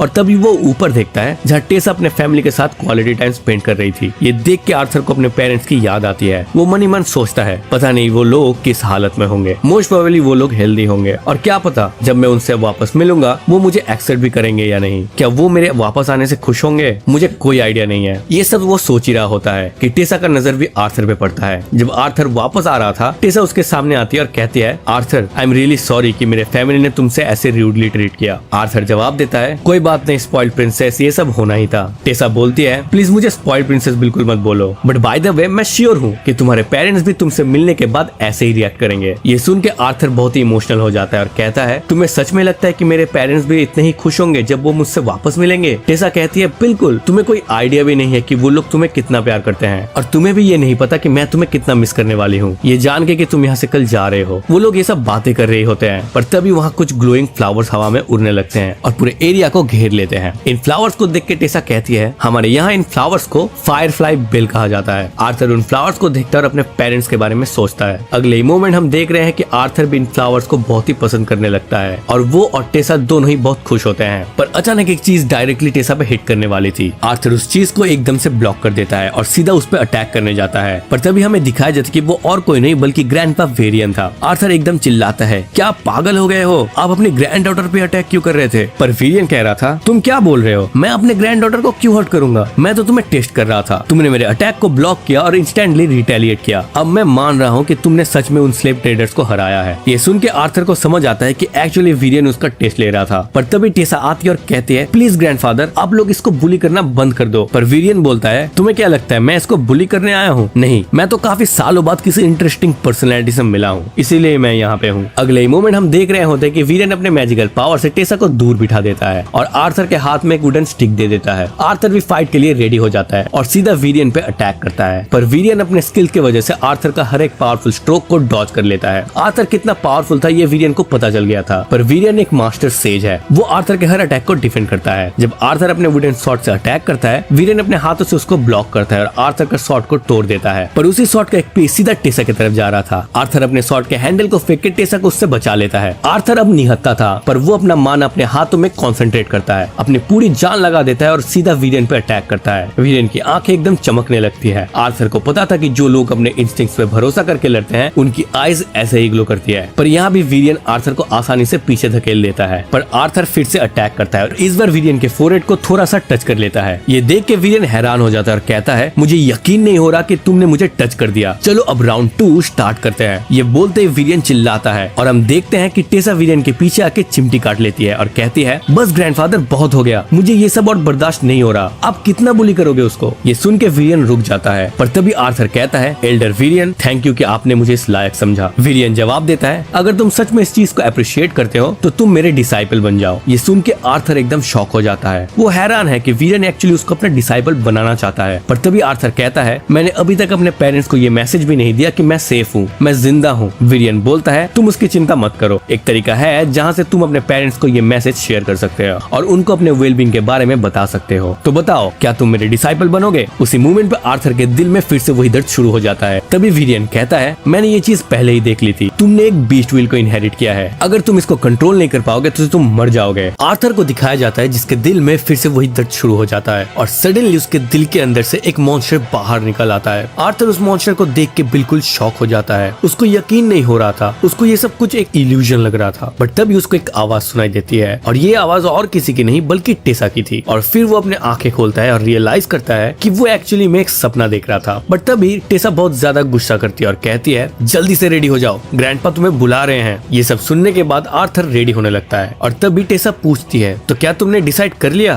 तुम यहीं पे रहने वाले हो? आर्थर जवाब देता है वो सब तो मेरे आउटिंग के बाद डिसाइड होगा प्रिंसेस। और ये प्रिंसेस सुन के टेसा बहुत ज्यादा गुस्सा हो जाती है और कहती है मुझे प्रिंसेस मत बोलो, मुझे सिर्फ टेसा बोलो, टेसा। और इसके बाद सीन शिफ्ट होता है और हमें वीरियन को दिखाया जाता है जो कैसल से निकल के एक कार्ट की तरफ बढ़ता है। बट तभी किंग एडविन कहता है फादर आप ये कैसे कर सकते हो, एक ह्यूमन हमारे बीच नहीं रह सकता, ये हमारे ट्रेडिशन के अगेंस्ट है। ये सुन के क्वीन भी वीरियन से ये बात करता है। बट वीरियन कहता है देखो मुझे भी उस बंदे के लिए कोई स्पेशल प्यार नहीं है, बट अभी के लिए इस चीज को होने दो। तभी वहाँ पे टेसा भागते भागते आती है और कहती है आप आर्थर के बारे में ऐसा कैसे बोल सकते हो, उसने मेरी जान बचाई है। बट ये सुन के एडविन और भी ज्यादा गुस्सा हो जाता है और टेसा पे चिल्लाने लगता है। बट तभी वीरियन कहता है बस तुम उस पे नहीं चिल्लाने वाले। और तभी वहाँ पे आर्थर भी आ जाता है। फिर आर्थर और टेसा दोनों उस कार्ट में बैठ जाते हैं और तीनों मिलकर अपनी जर्नी स्टार्ट करते हैं। रास्ते में ही आर्थर वीरियन से पूछता है ग्रैंडपा हम लोग कब तक पहुंचेंगे? आपने जो कहा कि आपके एक मिस्टीरियस दोस्त का घर है, वहाँ तक कितना टाइम लगेगा? ये सुनने के बाद वीरियन कहता है ग्रैंडपा तुम थोड़ा ज्यादा कैजुअल नहीं हो रहे मेरे साथ? जो सुनकर आर्थर कहता है आप चिंता मत कीजिए, आगे जैसा भी डेवलपमेंट होने वाला है मेरा एटीट्यूड भी इस हिसाब से चेंज होता जाएगा। ये सुन के वीरियन भी काफी खुश हो जाता है। बट तब तक टेसा काफी टायर्ड हो गई थी और वो सो जाती है अपना सर आर्थर के कंधे पे रख के। ये देख के वीरियन कहता है मुझे पता है टेसा काफी टायर्ड थी, वो तुम्हारे फ्यूचर के बारे में मुझसे सारी रात पूछती रही। देखो टेसा इस थ्रोन का एक लौता सक्सेसर है जिसके वजह से बचपन से ही उसको एक लोनली एनवायरनमेंट में ग्रो करना पड़ा है। उसका आज तक जितने भी फ्रेंड्स थे वो सब धोखेबाज निकले, सब सुपरफिशियल थे। तुम अकेले ऐसे बंदे हो जिसके साथ टेसा इतनी घुल मिल गई है। मैंने आज तक टेसा को इतना खुश कभी नहीं देखा और इसके लिए वीरन आर्थर को थैंक यू भी कहता है। फिर सीन शिफ्ट होता है और हमें दिखाया जाता है कि वो लोग फाइनली उस डेस्टिनेशन पे पहुंच जाते हैं। आर्थर काफी एक्साइटेड था वीरियन के उस मिस्टीरियस फ्रेंड से मिलने के लिए। बट तभी वीरियन आगे बढ़ता है और गेट पे एक जोर का लात मारता है और कहता है कहाँ हो ओल्ड विच, जल्दी से बाहर निकलो। तभी हमें दिखाया जाता है कि वहाँ से एक ओल्ड लेडी निकलती है जो एक मेज थी। वीरियन कहता है ये देखो ये है मेरी पुरानी दोस्त रीनिया, ये एक स्पेशल मेज है। ये सुन के आर्थर थोड़ा ऑकवर्ड फील करता है बट स्पेशल मेज सुन के वो काफी सरप्राइज हो जाता है क्योंकि आर्थर की मॉम एलिस भी एक स्पेशल मेज थी। फिर हमें दिखाया जाता है कि वो सब रीनिया के घर के अंदर जाते हैं जहाँ आर्थर कहता है मिस रीनिया ग्रैंडपा ने कहा था कि आप मुझे हेल्प करेंगी मेरे पेरेंट्स के साथ कनेक्ट करने में, क्या आप ये कर सकते हैं? रीनिया कहती है तो अच्छा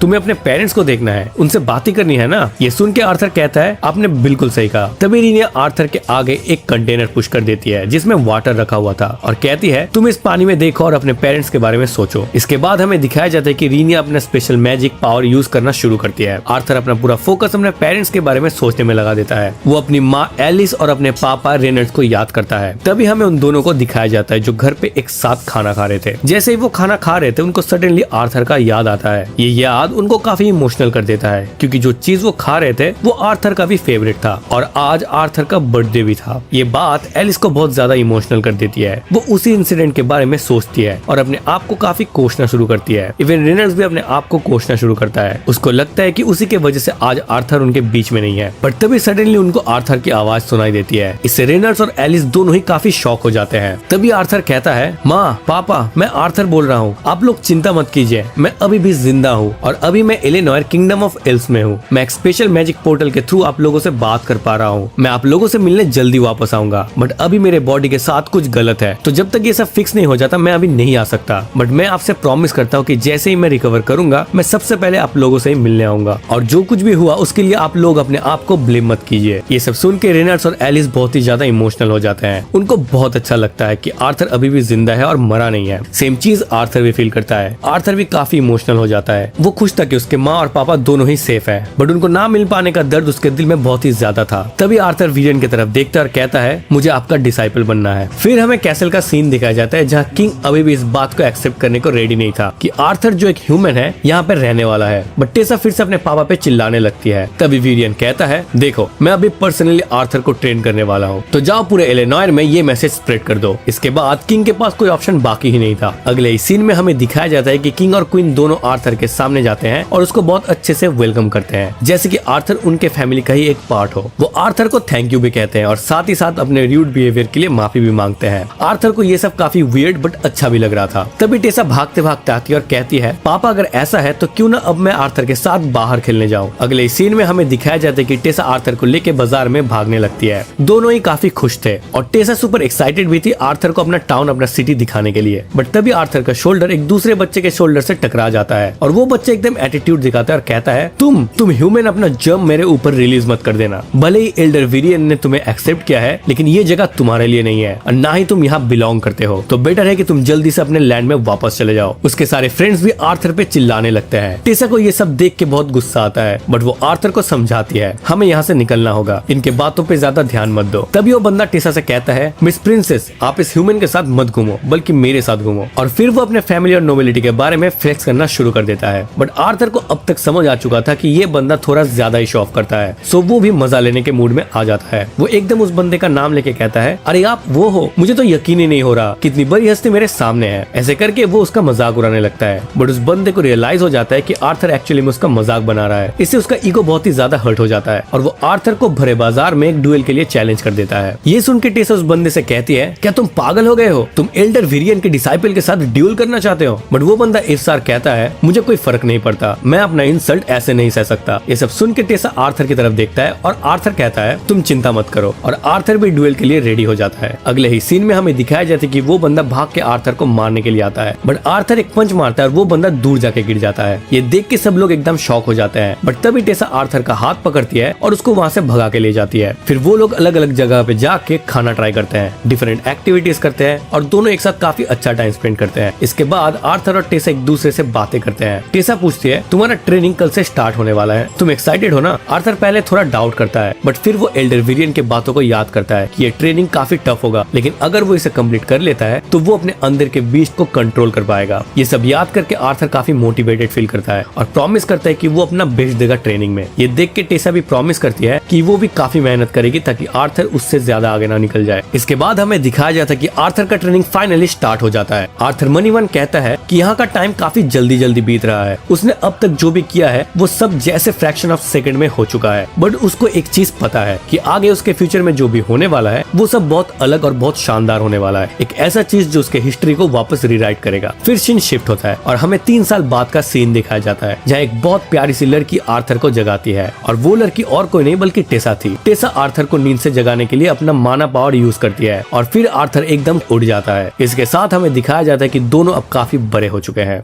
किंग और क्वीन किसी काम के लिए बाहर जा रहे होते हैं और जैसे कि अभी हमें पता है कि आर्थर और टेसा दोनों ही बहुत बड़े हो चुके हैं। यहाँ पे टेसा एक बड़ा सा बर्गर आर्थर के लिए लाती है और कहती है ये बर्गर खा लो, काफी टेस्टी है। इसके बाद यहाँ पर इन दोनों का ट्रेनिंग शुरू हो जाता है। हम देख सकते हैं कि टेसा और आर्थर दोनों एक साथ ट्रेनिंग कर रहे होते हैं और तभी विलियन भी उधर आ जाता है और उनके साथ इंक्लूड हो जाते हैं। विलियन यहाँ पर एक इम्पोर्टेंट बात बताता है कि जब कोई अपने माना कोर को प्रॉपर्ली स्टेबलाइज कर लेता है तो वो अलग अलग तरीके से मैजिक को यूज कर सकता है, जिसे कहते हैं एलिमेंट्स ऑफ मैजिक। ये एलिमेंट्स होते हैं फायर, वाटर, विंड और अर्थ। विलियन कहता है जो एल्व्स होते हैं वो विंड एलिमेंट को यूज करने में एकदम से मास्टर होते हैं और डुअर्स अर्थ और फायर एलिमेंट्स का यूज करते हैं बहुत ही बढ़िया तरीके से। और अगर हम ह्यूमंस की बात करें तो वो सारे 4 एलिमेंट्स फायर, वाटर, विंड और अर्थ का यूज कर सकते हैं। लेकिन ऑब्वियसली हर एक एलिमेंट अपने आप में इतना ज्यादा पावरफुल होता है कि इंसान यूजुअली सिर्फ एक ही एलिमेंट का यूज कर पाता है। हाँ, पर कुछ रेयर और एक्सेप्शनल केसेस भी होते हैं जहाँ पर लोग सारे एलिमेंट्स का यूज कर सकते हैं। टेसा थोड़ा क्यूरियस होकर पूछती है आर्थर मेरी तरह ट्रेनिंग करते वक्त अपना मैजिक क्यों नहीं यूज कर सकता है। तो विलियन यहाँ पर समझाता है कि आर्थर के माना कोर के अंदर एक बीस्ट व्हील है और वो भी एक बड़ा वाला, मतलब जो काफी पावरफुल है। इस वजह से आर्थर को अपने माना कोर में काफी ज्यादा पेन फील होता है। ये बीस्ट व्हील जो होती है वो फ्लैश और माना कोर के बीच के बैलेंस को थोड़ा डिस्टर्ब कर देती है, जिससे उसे बहुत ज्यादा दर्द होता है। तो इसीलिए पहले आर्थर को इस माना कोर को अपने बॉडी के अंदर प्रॉपर्ली एसिमिलेट करना होगा। एक बार जब वो ये सीख लेगा तो उसका ये पेन भी कम्प्लीटली चला जाएगा। टेसा बोलता है अगर तुम्हें दर्द हो रहा है तो तुम थोड़ी देर रुक सकते हो, ट्रेनिंग करने की कोई भी जबरदस्ती नहीं है। लेकिन आर्थर बोलता है ऑब्वियसली जब आपने मुझे मारा था तो दर्द तो होगा ही ना,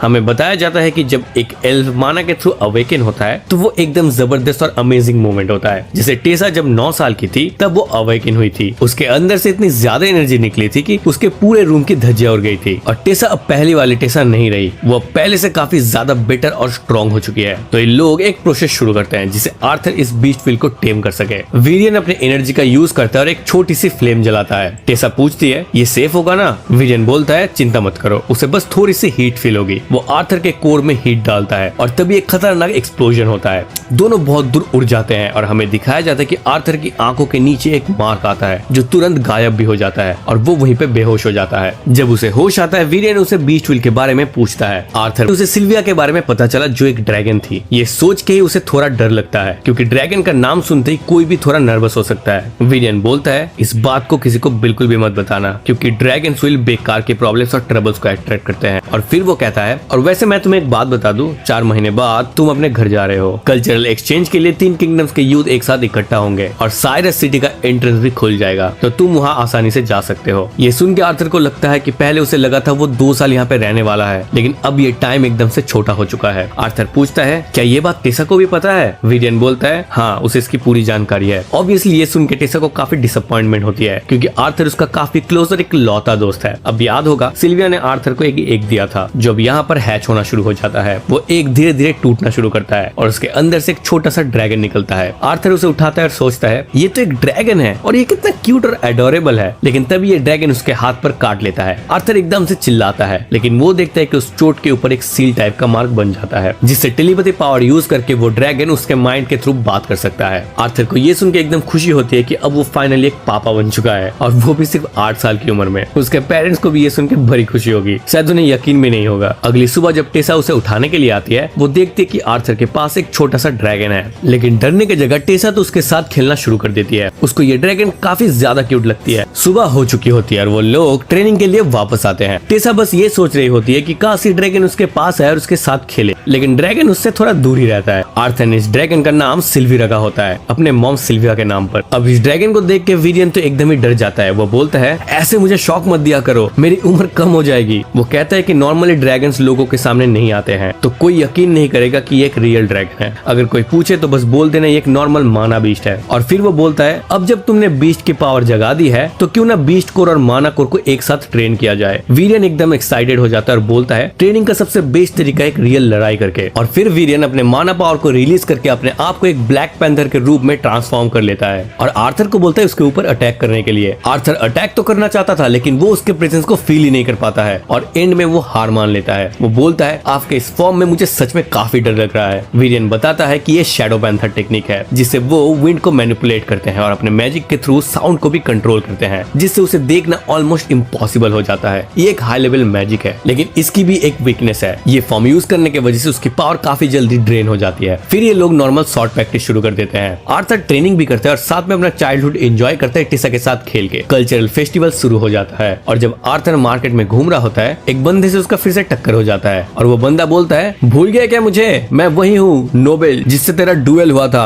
और तूने थोड़ी सी चीटिंग की थी। अगर याद नहीं है तो चिंता मत कर, मैं तुझे याद दिला दूंगा। वो आर्थर को एक और डुएल के लिए चैलेंज करता है लेकिन फिर से एक ही मुक्के में ये बंदा लेट जाता है। टेसा बताती है कि इसका नाम फेरेथ है। आर्थर बोलता है तुझे देख के सच में खुशी हुई फेरेथ। दोनों हैंडशेक करते हैं और फेरेथ के फ्रेंड्स बोलते हैं कि वो एक्चुअली आर्थर से दोस्ती करना चाहता है। वो कहते हैं तुम इसे फेफे बुला सकते हो क्योंकि उसके सारे दोस्त उसे यही बुलाते हैं। फेरेथ थोड़ा सा शर्मा जाता है और बोलता है ये सब बातें उसे मत बोला करो। आर्थर पूछता है क्या तू कल्चरल एक्सचेंज में पार्टिसिपेट कर रहा है जो 3 किंगडम्स के बीच में होने वाला है? फेरेथ बोलता है और क्या, हम तो वहाँ पर ब्रांड एम्बेसडर्स हैं। वो लोग बात करते हैं कि कौन वहाँ जा रहा है और कौन नहीं। प्रिंसेस के बारे में भी थोड़ा डिस्कशन होती है लेकिन टेसा का वहाँ जाने का कोई प्लान नहीं होता। फेरेथ बोलता है हाँ, ये प्यारी सी नाजुक सी प्रिंसेस कैसे आएगी, इसे तो अपना ख्याल भी रखना होता है। ये सुन के टेसा को गुस्सा आ जाता है और वो एकदम खतरनाक मुक्का मार के फेरेथ को उड़ा देती है। आर्थर उसे कहता है तुम एक प्रिंसेस हो यार, तुम्हें ऐसे लोगों को मुक्का नहीं मारना चाहिए, थोड़ा कंट्रोल करो अपने आप को। टेसा ये सुन के थोड़ी उदास हो जाती है क्योंकि आर्थर बिल्कुल उसके पापा की तरह गुस्सा कर रहा है। वो उसे बूढ़ा आदमी बोल के वहाँ से भाग जाती है। रात के टाइम वो अकेली बैठ के थोड़ा रोती है। आर्थर उसके पास आता है और बोलता है चलो मेरे साथ फॉरेस्ट में थोड़ा घूम के आते हैं, चिंता मत करो कोई किडनैपर्स वापस नहीं मिलेंगे। रास्ते में उन्हें वही उल्फ दिखते हैं जो पहले उनसे मिले थे और ये उल्फ इनके काफी लॉयल बन चुके होते हैं। फाइनली ये लोग एक कैंप फायर जलाते हैं और टेसा को धीरे धीरे नींद आ जाती है। भले ही उसे अभी भी भूतों से डर लगता है लेकिन वो आराम से सो जाती है। अगली सुबह आर्थर अपने घर जाने के लिए कम्प्लीटली रेडी हो जाता है। वो अपना सब कुछ पैक कर लेता है। वीरेन उसे एक कंपास देता है जिसमें एक एरेथ क्रिस्टल होता है। इस क्रिस्टल की मदद से वो कभी भी कहीं पे नहीं भटकेगा और फ्यूचर में इस जगह पर वापस भी आ सकता है। वीरेन उसके कान में धीरे से बोलता है, रात को अकेले मत घूमना, ठीक है? मतलब वीरेन को पिछले रात के बारे में सब कुछ पता है। आर्थर सोचता है कि टेसा शायद यहाँ नहीं आई। जब वो ग्रेट क्रॉस करने के लिए रेडी होता है और गेट खुल रहा होता है, तभी टेसा फाइनली वहाँ आ जाती है। वो थोड़ी जल्दी में होती है इसलिए नीचे गिर जाती है, लेकिन आर्थर उसे तुरंत उठाता है। टेसा उसे कहती है, ठीक से खाना पीना करना, अपना ख्याल रखना। आर्थर उसे गले लगाता है और बोलता है, मैं तुम्हें बहुत ज्यादा मिस करूंगा टेसा। टेसा भी बोलती है, मैं भी तुम्हें बहुत ही ज्यादा मिस करूंगी, अपना ख्याल रखना। इसके बाद फाइनली आर्थर वो गेट क्रॉस कर देता है। वहाँ साइरस सिटी में फेरेथ भी होता है क्योंकि कल चल फेस्टिवल होने वाला है। जब आर्थर अपने घर के दरवाजे को नॉक करता है, एक छोटी सी लड़की दरवाजा खोलती है। एलिस और रेनल्ड्स भी वहाँ आते हैं और कहते हैं, हम लोग लंच कर रहे होते हैं और तुम यहाँ पे भाग के कैसे आ गई? तभी वो आर्थर को देखते हैं और आर्थर बोलता है, मेरे ख्याल से मैं वापस आ चुका हूँ। हम लोग आर्थर को देखते हैं जो काफी सालों बाद फाइनली अपने फैमिली के पास पहुंच चुका है। उसके पेरेंट्स भी अब उसे देखकर बहुत ज्यादा खुश हो जाते हैं और इमोशनल होकर आर्थर को गले लगा लेते हैं। ये देखकर वहाँ पर जो छोटी लड़की होती है वो आर्थर की मम्मी से कहती है, मम्मी आप मत रो। ये सुनकर आर्थर भी थोड़ा कंफ्यूज हो जाता है। तभी उसे याद आता है कि जब वो लास्ट टाइम अपने पेरेंट्स के साथ उन गुंडों से लड़ रहा था, तब उसके फादर ने उसे कहा था कि अपनी मॉम को जरूर बचाना क्योंकि तुम्हारा एक छोटा भाई या बहन होने वाला है। ये याद करके आर्थर को समझ आता है कि उसके सामने जो छोटी लड़की है वो उसकी छोटी बहन है। तो अब वो अपना इंट्रोडक्शन देता है और उसे कहता है, मेरा नाम आर्थर है। इसके बाद आर्थर की माँ भी उस छोटी लड़की से कहती है, एलेनोर ये तुम्हारा बड़ा भाई है। ये सुनकर एलेनोर भी बहुत ही शॉक हो जाती है। अगले सीन में हम देखते हैं कि सब लोग एक साथ बैठे होते हैं। वह आर्थर की मॉम आर्थर से कहती है, जब तुमने हमसे कांटेक्ट किया था तब तुम बोल रहे थे कि तुम बीमार हो, क्या अब तुम ठीक हो? आर्थर कहते हैं, हाँ मैं बिल्कुल ठीक हूँ। सब लोग अब आर्थर के पास ही होते हैं। ये देखकर एलेनोर थोड़ी सी उदास हो जाती है तो उसकी माँ उसे बुलाती है और कहती है, तुम्हें याद है ना कैसे हम तुम्हें सोने से पहले तुम्हारे बड़े भाई के बारे में बताते थे? ये वही तुम्हारा बड़ा भाई है। ये सुनकर आर्थर भी एलेनोर से कहता है, मुझे बहुत खुशी हुई अपनी छोटी बहन से मिलके। वहाँ पर अब सिल्वी को भी एलेनोर बहुत पसंद आती है, इसीलिए वो उसके पास चली जाती है। अगले सीन में आर्थर अपने पेरेंट्स को सब कुछ बताता है जो उसके साथ हुआ था, बस वो सिल्विया के बारे में कुछ नहीं बताता। आर्थर उन्हें सिर्फ ये कहता है कि कैसे वो सरवाइव किया, कैसे वो टेसा से मिला और किंगडम ऑफ एलेनोर में कैसे उसने रिकवर किया। ये सब सुनकर उसकी मॉम कहती है, जो तुम्हें बीमारी हुई थी क्या वो तुम्हें फिर से कभी नहीं होगी? आर्थर बोलता है, नहीं, वो बस इसीलिए हुआ था क्योंकि मेरा माना कोर बहुत ही जल्दी अवेकन हो गया था। आर्थर अपने मन में सोचता है, मैं अपने पेरेंट्स को सच इसीलिए नहीं बता रहा क्योंकि अगर इन्हें पता चला कि मैं इतना पावरफुल हो चुका हूँ तो थोड़ा रिस्की हो जाएगा। इसके बाद वो लोग सिल्वी को देखते और कहते हैं, ये कौन है? तो आर्थर कहता है, जब मैं घूम रहा था तब मुझे एक बीच नेस्ट के पास मुझे ये मिली। वहाँ उसकी मदर मर चुकी थी, इसलिए मैं इसे अकेला नहीं छोड़ पाया तो मैं इसे अपने साथ ले आया और इसका नाम सिल्वी रखा। ये सुनकर उसके फादर कहते हैं, चलो कोई बात नहीं, अच्छी बात है कि तुम हेल्दी हो। इतना बोलने के बाद वो आर्थर से सीधा पूछते हैं, तुम्हारा माना कोर किस स्टेज पर है? ये सुनकर एलिस कहती है, तुम्हारा बेटा इतने टाइम बाद घर आया है और तुम उसे ऐसे क्वेश्चंस पूछ रहे हो? तो रेनल्ड बोलता है, इसमें बुराई क्या है? मैं तो बस अपने ग्रोथ को अपने बेटे के साथ कंपेयर कर रहा हूँ। ये सुनकर आर्थर भी अपने फादर से कहता है, वैसे अब आजकल कर क्या रहे हैं? तो उसके फादर बोलते हैं, मुझे हिल्सटिया ऑक्शन हाउस में जॉब मिल गई है और मैं वहाँ की सिक्योरिटी टीम का इंस्ट्रक्टर हूँ। ये सुनकर आर्थर कहता है, ये तो बहुत ही बड़ी बात है। वैसे आपका माना कोर किस स्टेज पर है? रेनल्ड बताता है, 2 साल पहले मैं डीप ऑरेंज हिट किया था। ये सुनकर आर्थर मनी मन बताता है कि माना का जो कलर है वो असेंडिंग ऑर्डर में होता है। शुरुआत होती है ब्लैक से, फिर रेड, फिर orange, yellow, silver and white और हर कलर के अंदर 3 अलग अलग स्टेजेस होते हैं, डीप, स्टैंडर्ड और लाइट। आर्थर अपने पापा की तरफ देख के कहता है, मेरे पापा एक ऑगमेंटर है, तो क्लियरली वो अपने आप को फिजिकली ट्रेन करते हैं, इसी वजह से उनका माना स्टेज इम्प्रूव होता है। इसके बाद आर्थर बताता है, मेरा स्टेज है लाइट रेड। ये सुन के रेनल्ड शॉक हो जाता है और कहता है, तुम तो बिल्कुल मेरी बराबरी पे आ रहे हो। फिर वो पूछते हैं, तुम यहाँ तक कैसे पहुँचे? और इससे पहले कि आर्थर जवाब दे, रेनल्ड कहता है, छोड़ो ये बात, चलो मेरे साथ बैकयार्ड में और मेरे साथ फाइट करो। तो आर्थर भी कहता है, चलो ठीक है। आर्थर अपने फैमिली को देखकर मनी मन खुश होता है और सोचता है, घर वापस आकर कितना अच्छा लग रहा है। तभी वहाँ एक अंकल अपने फैमिली के साथ आ जाते हैं। वो बंदा रेनल्ड से कहता है, क्या ये सच है कि तुम्हारा लड़का अभी तक जिंदा है? उन्हें देखकर आर्थर शॉक्ड हो जाता है और सोचता है, क्या ये लोग मेरे फैमिली के फ्रेंड्स हैं? तो रेनल्ड आर्थर को बताता है, ये जो बंदा है ये विंसेंट हिल्सटिया है, यही ऑक्शन हाउस चलाता है, यानी कि ये मेरा बॉस है। इसकी वाइफ का नाम तबीता है। इसके बाद रेनल्ड उन्हें आर्थर से भी इंट्रोड्यूस करवाता है। आर्थर भी बहुत मैनर्स दिखाता है और उनको वेलकम करता है। ये देखकर वो लोग हैरान हो जाते हैं कि आर्थर के अंदर इतने सारे मैनर्स हैं। फिर वो लोग अपनी बेटी को आर्थर से इंट्रोड्यूस कराते हैं। उसकी बेटी का नाम होता है लिलिया। जैसे ही लिलिया सिल्वी को देखती है वो बहुत ही ज्यादा शॉक्ड हो जाती है और सिल्वी उसे बहुत प्यारी लगती है और इसके बाद वो सिल्वी के साथ खेलने लगती है।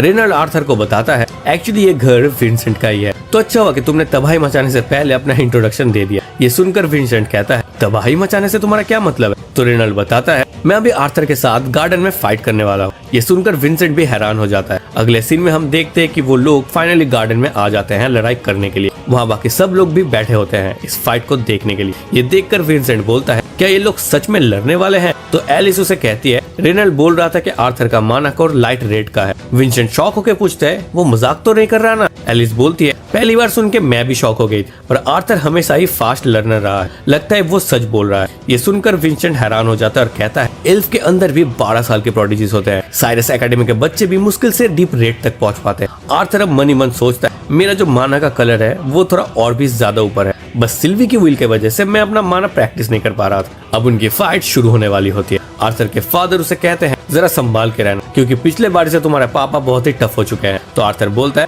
मैं अभी अब कम पावरफुल नहीं रहा। इसके बाद दोनों के बीच फाइट शुरू हो जाती है। दोनों एक दूसरे को मार्शल आर्ट्स में बहुत अच्छी टक्कर देते हैं। रेनल्ड्स बोलता है, इतना काफी नहीं है, तुम्हें और ज्यादा ट्राई करना होगा। तो आर्थर कहता है, ठीक है, और अपने अटैक्स को और भी पावरफुल कर देता है। इस वजह से रेनल्ड को उसका अटैक डॉज करने पड़ते हैं। ये सब देख के रेनल्ड्स इंप्रेस हो जाता है और कहता है, तुम तो सच में पावरफुल हो गए हो, पर अब मैं सीरियस हो रहा हूँ, तो पहले ही वार्निंग दे रहा हूँ। इतना बोलने के बाद रेनल्ड फायर एलिमेंट यूज करने लगता है। ये देखकर आर्थर मन ही मन कहता है, इस दुनिया के सॉर्सरर्स वो एलिमेंट्स यूज कर सकते हैं जिसमें वो बेस्ट सूटेड होते हैं। पहले वो पता लगाते हैं कि वो किस एलिमेंट के साथ कॉम्पेटिबल है, फिर उस एलिमेंट को कंट्रोल करना सीखते हैं। पर ऑगमेंटर्स को सीखने में थोड़ी ज्यादा मेहनत करनी पड़ती है अपने एलिमेंट्स को कंट्रोल करने के लिए। हम देखते हैं कि रेनल्ड अपने आप को फायर में कम्प्लीटली कवर कर लेता है। ये देखकर आर्थर बोलता है, इसी तरह मेरे पास्ट लाइफ में भी एक फंक्शन होता था जो माना जैसे था, उसे हम की कहते थे, यानी लाइफ फोर्स। एलिमेंट्स की तरह की को भी फुल्ली कंट्रोल करना पड़ता था। पर अगर तुम्हारे अंदर की का टैलेंट नहीं है, फिर भी एफर्ट लगाते हो, तो इसका मतलब है कि तुम्हें बहुत सारे रिवार्ड्स भी मिलेंगे, यानी स्पेशल एबिलिटीज सीख सकते हो। शायद ऑगमेंटर्स भी इस दुनिया में वैसे ही होते हैं। आर्थर को अब लड़ने में थोड़ी दिक्कत हो रही होती है, तो वो भी सीरियस हो जाता है। वो अपना माना यूज करने लगता है, जिसे देखकर सब हैरान हो जाते हैं। इसके बाद दोनों के बीच फाइट फिर से शुरू हो जाती है। दोनों एक दूसरे को बहुत अच्छी टक्कर देते हैं, पर आर्थर थोड़ा हारने लगता है। आर्थर अब बोलता है, विलियन के साथ ट्रेनिंग के बाद मैंने बहुत कुछ सीखा है। फिर आर्थर अपने पापा की तरफ अटैक करने जाता है और मन में याद करता है कि विलियन ने उसे कहा था, तुम फायर एलिमेंट में बहुत इंप्रूव कर चुके हो, अब बारी है उसे बीट करने की। सीन वापस प्रेजेंट में आता है, जहां हम आर्थर को देखते हैं जो अब एडवांस्ड फायर मैजिक यूज करने लगता है। ये देखकर सब लोग हैरान हो जाते हैं। रेनल्ड्स भी शॉक हो जाता है। आर्थर उन्हें देखकर कहता है, इतनी जल्दी भी सरप्राइज मत हो। इतना बोलने के बाद आर्थर साइड में पड़े हुए फाउंटेन को यूज करने लगता है। वो अब वाटर एलिमेंट को भी कंट्रोल कर रहा होता है। उसी पानी का यूज करके वो अपने पापा के ऊपर फेंक देता है। ये देखकर वो भी बहुत ही हैरान हो जाता है। वो अब अटैक को डॉज करने की कोशिश करते हैं, पर कुछ पानी उसके फायर पर लग जाता है और उसका फायर बुझ जाती है। इसी के साथ उनकी फाइट यहीं खत्म हो जाती है। ये देखकर सब लोग बहुत ही ज्यादा शॉक्ड हो जाते हैं। रेनल्ड्स भी इंप्रेस हो जाता है। वो आकर आर्थर को गले लगा लेते हैं और कहते हैं, तुम तो बिल्कुल कमाल के हो, ये सब तुमने कब सीखा, कैसे सीखा, तुम और भी क्या क्या कर सकते हो? तो आर्थर कहता है, ये तो मैंने बस थोड़ी देर पहले ही सीखा है और मैं इसे बस थोड़ा सा ही कंट्रोल कर सकता हूँ। वहाँ पर विंसेंट और उसकी वाइफ बोलते हैं, आर्थर तो सच में एक जीनियस है। अगले सीन में सब लोग एक साथ बैठे होते हैं। विंसेंट अब रेनल्ड से कहता है, तुम्हें रियलाइज हो रहा है कि तुम्हारे बेटे का फ्यूचर कितना ब्राइट है? तो रेनल्ड बोलता है, हाँ, मुझे तो तब से पता था जब से आर्थर अवेकन हुआ था, वो भी सिर्फ 3 साल की उम्र में। ये सुनकर वो लोग हैरान हो जाते हैं और कहते हैं, क्या सच में? एलिस बोलती है, हाँ, उसी वजह से तो हमारा पुराना घर तबाह हो गया था। पुरानी बातें याद करके रे को भी हंसी आ जाती है। वो इतना ज्यादा हंसता है कि नीचे ही गिर जाता है। विंसेंट अब रेनल्ड से कहता है, कैसा रहेगा अगर आर्थर को जायरस एकेडमी में डाल दिया जाए? तो रेनल्ड बोलता है, क्या तुम पागल हो गए हो? वो एकेडमी तो कंटिनेंट के सबसे प्रेस्टिजियस मैजिक एकेडमी है। विंसेंट की वाइफ भी बोलती है, मेरा हस्बैंड सही कह रहा है। आर्थर का पोटेंशियल देखकर हम लोग खुशी खुशी उसके फ्यूचर के लिए इन्वेस्ट करेंगे, उसके एडमिशन फीस वगैरह हम पे कर लेंगे। एलिस कहती है, आप लोग पहले से हमारे लिए बहुत काइंड हो और अब आर्थर की भी फीस आप भरोगे। वैसे भी उसे ऐसी एकेडमी में एडमिशन कैसे मिलेगा? विंसेंट बोलता है, चिंता मत करो, जायरस एकेडमी के डायरेक्टर को मैं जानता हूँ। अगर मैं डायरेक्टली उनसे बात करूँ तो बात बन सकती है। वहाँ पर आर्थर ये सुनकर कहता है, मैं एक बात बोलना चाहता हूँ। इंटरेस्ट दिखाने के लिए शुक्रिया, पर मैं अपनी फैमिली से बहुत टाइम बाद मिला हूँ, तो अभी के लिए मैं अपने फैमिली के साथ टाइम स्पेंड करना चाहता हूँ। ये सुनकर विंसेंट भी मान जाता है। अगले सीन में आर्थर वहाँ से चला जाता है। तभी लिलिया वहाँ आ जाती है और उसे कहती है, अगर तुम उस डायरेक्शन में जाओगे तो बेसमेंट में घूम जाओगे, मुझे एक परफेक्ट जगह पता है, मेरे साथ आओ। लिलिया उसे मेट्स के पास ले जाती है और कहती है, ये हमारा आज का गेस्ट है। इसके बाद वो लोग बैठकर खाना खाने लगते हैं। वहाँ एक मेड आर्थर को बताती है, लिलिया तभी यहाँ आती है जब वो स्ट्रेस में होती है। उसके पेरेंट्स चाहते हैं कि एक सॉर्सरर के रूप में वो अवेकन हो, जबकि वो खुद सॉर्सरर्स नहीं है। वैसे लिलिया भी यही चाहती है, पर अभी तो वो बस एक बच्ची है। अभी से उस पर इतना ज्यादा प्रेशर आ गया है कि क्या ही बताऊं। अगले सीन में हम देखते हैं कि सोने का टाइम होने वाला है। आर्थर के पेरेंट्स उसके पास आते हैं। एलिस आर्थर से कहती है, मुझे बिलीव नहीं हो रहा कि तुम हमारे पास वापस आ गए हो। तुम बहुत बड़े भी हो गए हो और हैंडसम भी। रेनॉल्ड्स बोलता है, हाँ, फर्क नहीं पड़ता कि तुम कैसे डिफरेंट लगते हो, तुम हमारे बेटे हो। मुझे पूरा बिलीव है कि फ्यूचर में तुम सबसे पावरफुल सॉर्सरर बनोगे। इसके बाद वो लोग आर्थर को रेस्ट करने के लिए छोड़ देते हैं। जाने से पहले एलिस कहती है, मुझे एक गुड नाइट किस दो। आर्थर भी मान जाता है और अपने माँ को एक गुड नाइट किस देता है। फिर वो उन्हें गुड नाइट कहता है और बोलता है, मैंने आप लोगों को बहुत मिस किया। वो लोग भी कहते हैं, हाँ, हमने भी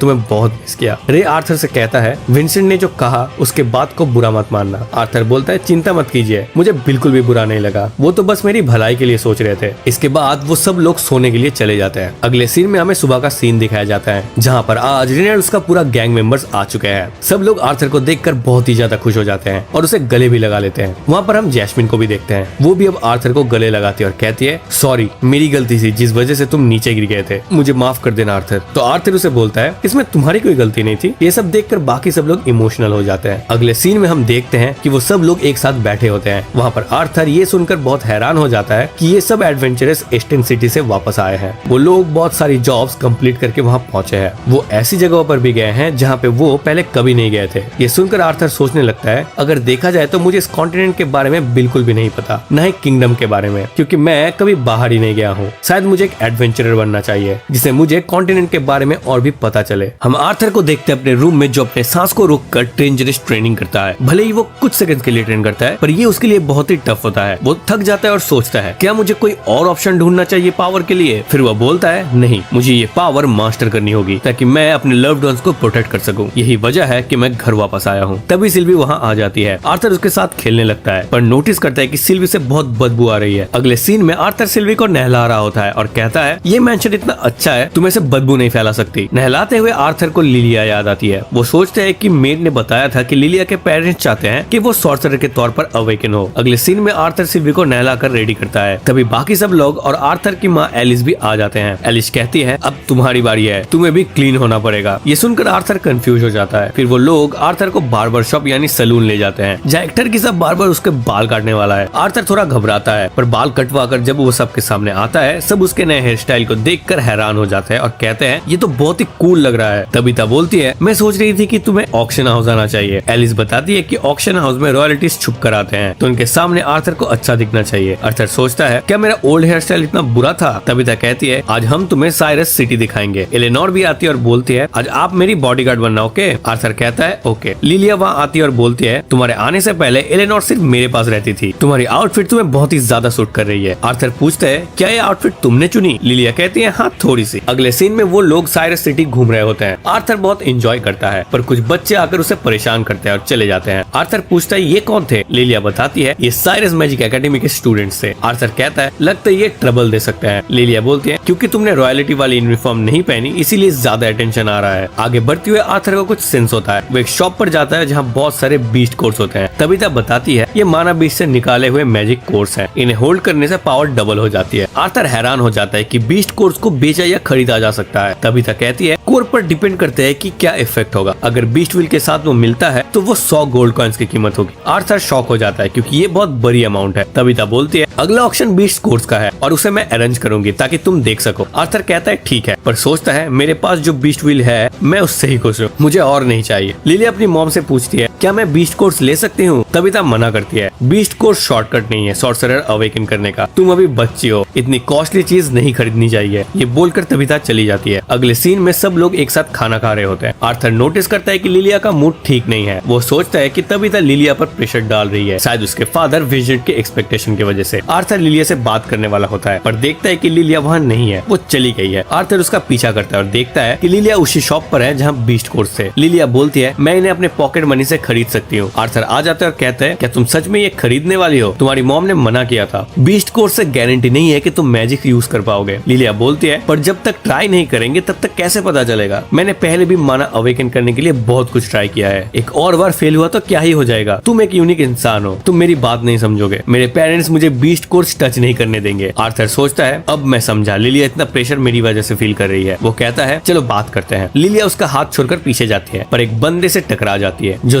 जायरस मैजिक एकेडमी का स्टूडेंट है और वो दूसरे और भी बच्चों के साथ है। वो गुस्सा हो जाता है। लिलिया सॉरी बोलती है पर वो एक्सेप्ट नहीं करता। तब शॉपकीपर आता है और पूछता है यहाँ क्या हो रहा है। वो देखता है कि ये एकेडमी के स्टूडेंट्स है, तो वो बोलता है जितना टाइम चाहिए लो और चला जाता है। स्टूडेंट्स खुश हो जाते हैं और अपना मैजिक यूज करके अटैक करने वाले होते हैं। आर्थर के पास कोई ऑप्शन नहीं होता, वो भी अटैक करने वाला होता है, पर तबीता आती है और सबको रोकती है। स्टूडेंट्स पूछते हैं तुम कौन हो। तबीता कहती है मैं हिलस्टेयर फैमिली की मेंबर हूँ, अगर तुमने कुछ किया तो तुम्हें पता है क्या होगा। स्टूडेंट सोचते हैं कि हिलस्टेयर फैमिली एकेडमी के लिए बड़े डोनेशन देती है, अगर डायरेक्टर को पता चला तो बहुत ही बुरा होगा। वो घबरा जाता है और वहाँ से जाने लगते हैं, पर आर्थर फिर भी अटैक करने वाला होता है, पर लिलिया उसे रोक लेती है। अगले सीन में सब घर वापस आते हैं। विंसेंट हैरान हो जाता है कि जायरस मैजिक एकेडमी के स्टूडेंट से लड़ाई होने वाली थी। तबीता कहती है हमने लड़ाई रुकवा दी। एलिस बोलती है मुझे तो उन बच्चों की चिंता थी, आर्थर उनकी बैंड बजा देता। लिली अपने फादर से माफी मांगती है। विंसेंट कहता है कोई बात नहीं। वो आर्थर से भी कहता है जो हुआ वो तुम्हारे एकेडमी के एनरोलमेंट के लिए रुकावट नहीं बनेगा, हमने एकेडमी के लिए बहुत प्रॉफिट करवाया है, तुम्हें इजीली पोजीशन मिल जाएगी। ये सुनकर लिलिया बोलती है कि आप मेरी जगह आर्थर को एकेडमी में भेजना चाहते हैं क्योंकि मैं अभी तक मैजिक यूज नहीं कर पाई, मैं आपको और आर्थर को हेट करती हूँ। ये बोलकर लिलिया वहाँ से भाग जाती है। आर्थर लिलिया से मिलने जाता है पर वो दरवाजा नहीं खोलती। फिर हमें लिलिया का पास्ट का सीन दिखाया जाता है जहाँ विंसेंट उसे कहता है जब तुम बड़ी होगी तुम जायरस मैजिक एकेडमी जाओगी जो सॉर्सरर्स के लिए है। लिलिया डिसाइड करती है कि वो सॉर्सरर बनेगी। एक सीन में वो अपनी मॉम से पूछती है मेरा मैजिक कब अवेकन होगा। तबीता कहती है जल्दी की जरूरत नहीं है, इसमें टाइम लगता है। विंसेंट भी कहता है एकेडमी में तुम्हें अच्छी स्पॉट मिलेगी। लिलिया इन सब के बारे में सोचती है और फील करती है कि आर्थर उसके जगह पे एकेडमी जाएगा, जिससे वो यूजलेस फील करती है। लिलिया के पास्ट के बाद आर्थर उसे कहता है लिलिया मुझे माफ कर दो। लिलिया भी माफी मांगती है सॉरी मैं तुम्हें जेलस हो गई थी क्योंकि तुम अचानक आ गए, तुम्हारे पास अमेजिंग पावर भी है, तुमने मेरा डैड का अटेंशन ले लिया, मेरी गलती है कि मेरा माना अवेकन नहीं हुआ, मेरी गलती है कि मेरा माना अवेकन नहीं हुआ चाहे कितनी टाइम गुजर जाए। मुझे लगता है मेरे पेरेंट्स मुझे हेट करते हैं। आर्थर सोचता है मुझे ये फीलिंग पता है। वो कहता है तुम्हें पता होना चाहिए, मैं खुद देख सकता हूँ कि तुम बहुत हार्ड ट्रेनिंग कर रही हो, तुम्हारे पेरेंट्स को भी पता होगा। वो बताता है जब मैं अपने पेरेंट्स से बिछड़ा था एक लड़की टेसा ने मुझे चीयर अप किया था। आर्थर लिलिया को फायरफ्लाई ट्रिक सिखाता है, ये मेरी फेवरेट टेक्निक है, उसी लड़की ने मुझे सिखाई है। वो कहता है तुम्हारे पेरेंट्स जानते हैं तुम हार्ड ट्राई कर रही हो। विंसेंट की एक्सपेक्टेशन मुझ पर भी है जैसे एलेनोर पर। मैं उनके लिए एक्साइटिंग हूँ क्योंकि अचानक आया हूँ, इसीलिए वो मुझ में इंटरेस्टेड है। लिलिया हंसने लगती है और कहती है मेरे डैड चाहते हैं मैं सॉर्सरर बनूं क्योंकि वो मुझे खुश देखना चाहते हैं। वो एकेडमी में डोनेशन इसीलिए करते हैं पर मैं खुद प्रेशर फील कर रही हूँ। आर्थर सोचता है ये इतना सिंपल नहीं, विंसेंट जितना करेगा लिलिया उतना प्रेशर फील करेगी। वो पूछता है लिलिया क्या तुम सच में मैजिक यूज करना चाहती हो। लिलिया हैरान हो जाती है। अगले सीन में आर्थर सबको बताता है लिलिया ने घर छोड़ दिया है। विंसेंट और तबीता शॉक हो जाते हैं। क्या मतलब। आर्थर कहता है लिलिया अपना माना अवेकन करना चाहती है, इसलिए मैं जहाँ पे था वहीं पे उसको भेज दिया ट्रेनिंग के लिए, वो सेफ रहेगी आप चिंता मत कीजिए। विंसेंट बोलता है इशू ये नहीं है कि तुमने उसको भेजा बट इशू ये है कि तुमने हमसे क्यों नहीं पूछा। आर्थर कहता है लिलिया को लगा कि अगर वो आपसे बात करेगी तो उसका डिसीजन बदल जाएगा। वो विंसेंट को लिलिया का लेटर देता है जिसमें लिखा है माय पेरेंट्स जब तक मैं मैजिक यूज नहीं कर पाऊंगी मैं आप लोगों के लिए यूजलेस और बर्डन रहूंगी, पर एक अमेजिंग सॉर्सरर बन के ही वापस आऊंगी, जितने साल लगेंगे मैं लगाऊंगी, तब तक आप लोग अपना ख्याल रखना। विंसेंट इमोशनल हो जाता है। मैं पागल था, मैं बस लिलिया को खुश देखना चाहता था, उसे सॉर्सरर बनने की जरूरत नहीं, वो मेरी बेटी है, मैं उसे प्यार करता हूँ। आर्थर कहता है लिलिया तुमने सुन लिया ना। तब पता चलता है कि लिलिया छुपी हुई थी और अब वो सामने आती है। आर्थर कहता है देखा मैंने कहा था ना बिल्कुल वैसा ही है। विंसेंट पूछता है ये सब क्या है। आर्थर बोलता है ये सब झूठ था, सॉरी ये मेरी गलती है, मुझे पता है एक बच्चे को खोना पेरेंट्स के लिए कितना बुरा होता है, मैं अपने पेरेंट्स के साथ ये सफर किया हूँ, मैं आप लोगों को भी यही फील करवाया पर ये लेसन जरूरी था। विंसेंट कहता है हाँ तुमने सही किया, मेरी गलती थी, मैं इनसेंसिटिव था। वो आर्थर के पेरेंट्स से कहता है तुम्हारा बेटा इतने टाइम बाद आया और मैं उसे एकेडमी भेज रहा था, मुझे माफ करो। वो लिलिया से कहता है तुम्हें एकेडमी अटेंड करने की जरूरत नहीं है, भले ही तुम सॉर्सरर ना हो मैं तुम्हें खुश रखूंगा। लिलिया बोलती है नहीं मैं एकेडमी जाना चाहती हूँ, भले ही अभी ना जा सकूं, मैं मैजिक सीखना चाहती हूँ, एक ऐसे सॉर्सरर बनना चाहती हूँ जो दूसरों को खुश करे जैसे आर्थर। विंसेंट और तबीता खुश हो जाते हैं, हमें पता है तुम कर सकती हो। वो लिलिया को गले लगा लेते हैं। आर्थर सबको देखते हुए कहता है ठीक है अब मैं लिलिया के माना को अवेकन करूंगा। ये सुनकर सब हैरान हो जाते हैं। अगले सीन में आर्थर लिलिया और एलेनोर को एक साथ बिठाता है ताकि दोनों का माना अवेकन कर सके। तबीता बोलती है मुझे पता है आर्थर बहुत पावरफुल और टैलेंटेड है पर क्या माना अवेकन करना पॉसिबल है। आर्थर लिलिया और एलेनोर से कहता है पहला स्टेप है अपने ब्रीदिंग पर फोकस करना। वो मन में सोचता है माना तब स्ट्रॉन्ग होता है जब ब्रीदिंग फोकस्ड हो जैसे मेडिटेशन में होता है। वो उन्हें स्लोली ब्रीद इन और ब्रीद आउट करने को कहता है। जब तक तुम्हें अंधेरे में एक लाइट न दिखे तब तक करते रहो। दोनों दोनों ट्राई करते हैं। आर्थर उन्हें पीछे से टच करता है और कहता है तुम्हें थोड़ी सी गर्मी फील होगी, पर ब्रीदिंग वैसे ही रखना जैसे मैंने सिखाया। दोनों मान जाते हैं। थोड़ी देर बाद लिली अपने अंदर माना फील करती है। ये देखकर सब शॉक हो जाते हैं, ये कैसे हुआ। अगले सीन में सब एक साथ सेलिब्रेट कर रहे होते हैं क्योंकि लिलिया का माना फाइनली अवेकन हो गया है। आर्थर लिलिया से कहता है तुम्हें 2-3 साल लग सकते हैं अपने पावर को स्टेबलाइज करने में, यानी कंट्रोल करने में। हर दिन बहुत हार्ड मेहनत करना होगा। लिलिया एक्साइटेड होकर बोलती है मैं देखना चाहती हूँ कि मैं कौन सा एलिमेंट यूज कर पाऊंगी। अगले सीन में कुछ सोल्जर्स ऑक्शन हाउस की तरफ जा रहे होते हैं। एक बंदा कहता है आई होप ऑक्शन हाउस में मुझे कुछ अमेजिंग चीज देखने को मिले। आर्थर और उसका फैमिली हिल्स्टी ऑक्शन हाउस में इनवाइटेड है। सब लोग इस प्लेस के साइज को देख कर शॉक्ड हो जाते हैं। एलिश को टेंशन है कि वो इतने फैंसी इवेंट के लिए फिट नहीं होगी, लेकिन तभी तो उसको चिल होने बोलती है और कहती है कि आज रात बस एंजॉय करो। यह ऑक्शन एडवेंचरस और एरिस्टोक्रेट्स दोनों के लिए बड़ा डील है क्योंकि यहाँ विंसेंट के कलेक्टेड रेयर आइटम्स मिलते हैं जैसे मैजिक बीस्ट कोर्स और एक्सपेंसिव फॉरेन स्टैचूज। इसीलिए सिक्योरिटी यहाँ पे सुपर टाइट है और रेनल्ड सारी सिक्योरिटी गार्ड्स का इंचार्ज है। जब ऑक्शन शुरू होता है विंसेंट स्टेज पे आता है और अनाउंस करता है आज कुछ स्पेशल गेस्ट आए हैं। किंगडम ऑफ सैपिन का रॉयल फैमिली किंग ब्रायन और क्वीन प्रिसिला, और उनके साथ आया है यंग प्रिंस कर्टिस और प्रिंसेस कैथरीन। सब लोग रॉयल फैमिली के लिए चीयर करते हैं। तो आर्थर सोचता है कि ये रूलर्स लोगों के लिए अच्छे होंगे तभी इतना इनको प्यार मिल रहा है। रॉयल फैमिली की वजह से रेनल्ड और बाकी गार्ड्स हाई अलर्ट पे हैं ताकि कुछ गलत ना हो। अंदर विंसेंट ऑक्शन स्टार्ट करता है अपने पहले आइटम के साथ, एक ब्लेड जो एक फेमस क्राफ्ट्समैन ने बनाया है। इसमें माना ऐड किया गया है ताकि ब्लेड के टिप से इलेक्ट्रिसिटी फ्लो करे। स्टार्टिंग बिट 50 गोल्ड कॉइंस है, लेकिन एक बंदा तुरंत 51 बिट करता है। लोग एक दूसरे के ऊपर बिट करते रहते हैं और आर्थर सोचता है कि क्या वो भी किसी वेपन में एलिमेंट ऐड कर सकता है अगर वो सूटेबल हो तो। तभी उसका ध्यान विंसेंट के हाथ में एक पेयर ऑफ मास्क पे जाता है और वो इंटरेस्टेड लगता है, लेकिन तभी उसको पता चलता है कि सिल्वी मिसिंग है। पहले उसको लगा कि वो लिलिया या एली के साथ खेल रही होगी, लेकिन वो दोनों तो वहाँ सो रहे होते हैं। तो आर्थर सिल्वी को ढूंढने के लिए उठ खड़ा होता है। इधर सिल्वी ऑक्शन हाउस के हॉल्स में बिना किसी टेंशन के घूम रही होती है। अचानक एक मेज जो रॉयल फैमिली के साथ आया था उसको रोक देता है। स्टेज पे विंसेंट नेक्स्ट आइटम निकालता है और बताता है कि ये एक ए रैंक लायन कब है। प्रिंस कर्टिस इसको देख के अपने फादर से बोलता है कि उसको ये चाहिए। बिडिंग शुरू होती है और king Brian 1000 gold coins offer करता है। ऑब्वियस है कोई भी किंग के खिलाफ बिड नहीं करेगा, तो लायन कब तुरंत उसको सेल हो जाता है। किंग स्टेज पे आता है कब क्लेम करने और विंसेंट पूछता है कि वो इसका क्या करेगा। किंग कहता है कि वो कब को खुद टेम कर सकता है, लेकिन कर्टिस ने बोला था कि वो बीस्ट टेमर बनना चाहता है, तो वो कब उसको देगा। इसी वक्त आर्थर सिल्वी को ढूंढ रहा होता है जब उसको उसके स्क्रीम हॉलवे से सुनाई देती है। वो वहाँ दौड़ता है और देखता है कि वो मेज सिल्वी को घूर रहा है। आर्थर उसको तुरंत पहचान लेता है कि ये रॉयल फैमिली के साथ आया था, तो वो ट्रबल अवॉइड करना चाहता है। वो पोलाइटली मेज से बोलता है कि सिल्वी को छोड़ दे क्योंकि वो उसका माना बीस्ट है। मेज थोड़ा डिसअपॉइंटेड होता है क्योंकि उसको लगा था कि सिल्वी ऑक्शन आइटम है। सिल्वी आर्थर के पास भाग जाती है और आर्थर जाने लगता है, लेकिन मेज बोलता है कि उसको अभी भी सिल्वी में इंटरेस्ट है। वो खुद के लिए माना बीस्ट चाहता है और आर्थर से डिमांड करता है कि वो सिल्वी को उसको दे दे। आर्थर उसको ऐसे देखता है कि जैसे वो कोई पागल हो और पूछता है कि तुम्हें क्यों लगता है कि मैं ऐसा करूंगा, लेकिन मेज आर्थर के इनकार को एक्सेप्ट नहीं करता और उसको धमकाने के लिए फायर ब्लास्ट करता है। बोलता है कि ये रॉयल मेज का ऑर्डर है। आर्थर चिल रहता है और चलना शुरू करता है, लेकिन मेज इससे और भी गुस्सा हो जाता है। मेज धमकी देता है कि आर्थर के पेरेंट्स को इसका सजा भुगतना पड़ेगा। आर्थर अपने खिलाफ धमकियों को इग्नोर कर सकता है, लेकिन अपने फैमिली के खिलाफ कभी भी नहीं। वो पलटता है और मेज को चैलेंज करता है कि वो दोबारा ऐसा बोले और एक टेरिफाइंग मर्डरस इंटेंट रिलीज करता है, लेकिन शायद वो भूल गया था कि वो विंसेंट के ऑक्शन हाउस में है। उसका मर्डरस इंटेंट पूरे ऑक्शन हाउस में फैल जाता है। सारी विंडोज एक साथ टूट जाती है। जो लोग माना यूज करते हैं जैसे किंग, वो उसको हैंडल कर लेते हैं, लेकिन विंसेंट जैसे बिना माना वाले तुरंत बेहोश हो जाते हैं। किंग विंसेंट को चेक करने दौड़ता है और रॉयल गार्ड्स किंग को घेर लेते हैं क्योंकि उनको लगता है कि ये मर्डरस इंटेंट किसी इंट्रूडर का है। किंग बोलता है कि वो खुद को संभाल सकता है। गार्ड्स को बोलता है कि बाकी लोगों को प्रोटेक्ट करे और इंट्रूडर को पकड़े। आर्थर को जल्दी रियलाइज होता है कि उसने क्या कर दिया है। उसने रॉयल मेज को तो डरा दिया, लेकिन अब बहुत बड़ी प्रॉब्लम खड़ी कर दी है। वो अपना मर्डरस इंटेंट बंद करता है, लेकिन डैमेज हो चुका था। सब लोग पैनिक में हैं। किसी को समझ नहीं आ रहा था कि ये क्या चल रहा है। रेनाल्ड सबको इवैक्यूएट करने का ऑर्डर देता है जब तक वो सब सॉर्ट आउट नहीं कर लेता। इंसिडेंट के बाद जब सब इवैक्यूएट हो जाते हैं, किंग रेनाल्ड से प्राइवेटली बात करना चाहता है। वो रेनाल्ड के फेलियर पे बोलता है कि कल्प्रिट को टाइम पे नहीं पकड़ा गया। रेनाल्ड सिंसियरली सॉरी बोलता है, लेकिन किंग कहता है कि उसको सजा मिलनी चाहिए। रेनाल्ड कोई भी पनिशमेंट एक्सेप्ट करने को रेडी है, लेकिन किंग ब्रायन कुछ डिसाइड करे उससे पहले रॉयल मेज बोलता है कि रेनाल्ड को माफ कर दे क्योंकि कोई कैजुअलिटीज नहीं हुई है। लेकिन मेज ये सिर्फ गुड गाय बनने के लिए नहीं कर रहा। वो ओपनली बोलता है कि आर्थर का माना बीस्ट कितना अच्छा लगता है। किंग सबको इंट्रोड्यूस करता है सेबेस्टियन से, जो रॉयल फैमिली के लिए सिक्योरिटी मेज है। सेबेस्टियन ने किंग की जान कई बार बचाई है, तो किंग उसको बहुत रेस्पेक्ट देता है। जब उसने सुना कि सेबेस्टियन को आर्थर का माना बिस्ट पसंद है, वो रेनॉल्ड से पूछता है कि क्या वो सिल्वी को सेबेस्टियन को दे सकता है as a thank you. Arthur बोलने की कोशिश करता है लेकिन एलिस उसको रोकती है क्योंकि रॉयल से ऐसे बात करना रूड है। रेनॉल्ड किंग के रिक्वेस्ट का जवाब देता है और बोलता है कि वो एग्री नहीं कर सकता क्योंकि आर्थर ने सिल्वी को खुद एक्वायर की थी, तो उसको किसी और को ये देने का हक नहीं है। तब किंग आर्थर से डायरेक्टली पूछता है कि क्या वो सिल्वी को सेबेस्टियन को देगा। आर्थर पोलाइटली मना कर देता है क्योंकि सिल्वी का कोई भी रिप्लेसमेंट नहीं हो सकता। किंग फिर ऑफर करता है कि वो वर्ल्ड लैंड जो उसने अभी खरीदा है वो सिल्वी के बदले देगा। बोलता है कि आर्थर का माना बीस्ट बहुत ही रेयर है लेकिन लायन की वैल्यू बहुत ही ज्यादा है, लेकिन फिर भी आर्थर इसको मना कर देता है और बोलता है कि वो सिल्वी को नहीं बेचेगा, न ट्रेड करेगा, न किसी भी वजह से किसी को देगा। किंग अब इम्पेशेंट होने लगता है और आर्थर से बोलता है कि उसने 2 बार पूछ लिया और एक किंग को रिक्वेस्ट रिपीट नहीं करना चाहिए। वो एक आखिरी बार आर्थर से सिल्वी को देने के लिए बोलता है लेकिन किंग का ये जिद आर्थर के नर्व्स पे चढ़ जाती है। वो खड़ा होता है और किंग से पूछता है कि क्या वो अपने बच्चों को बेचने को रेडी है।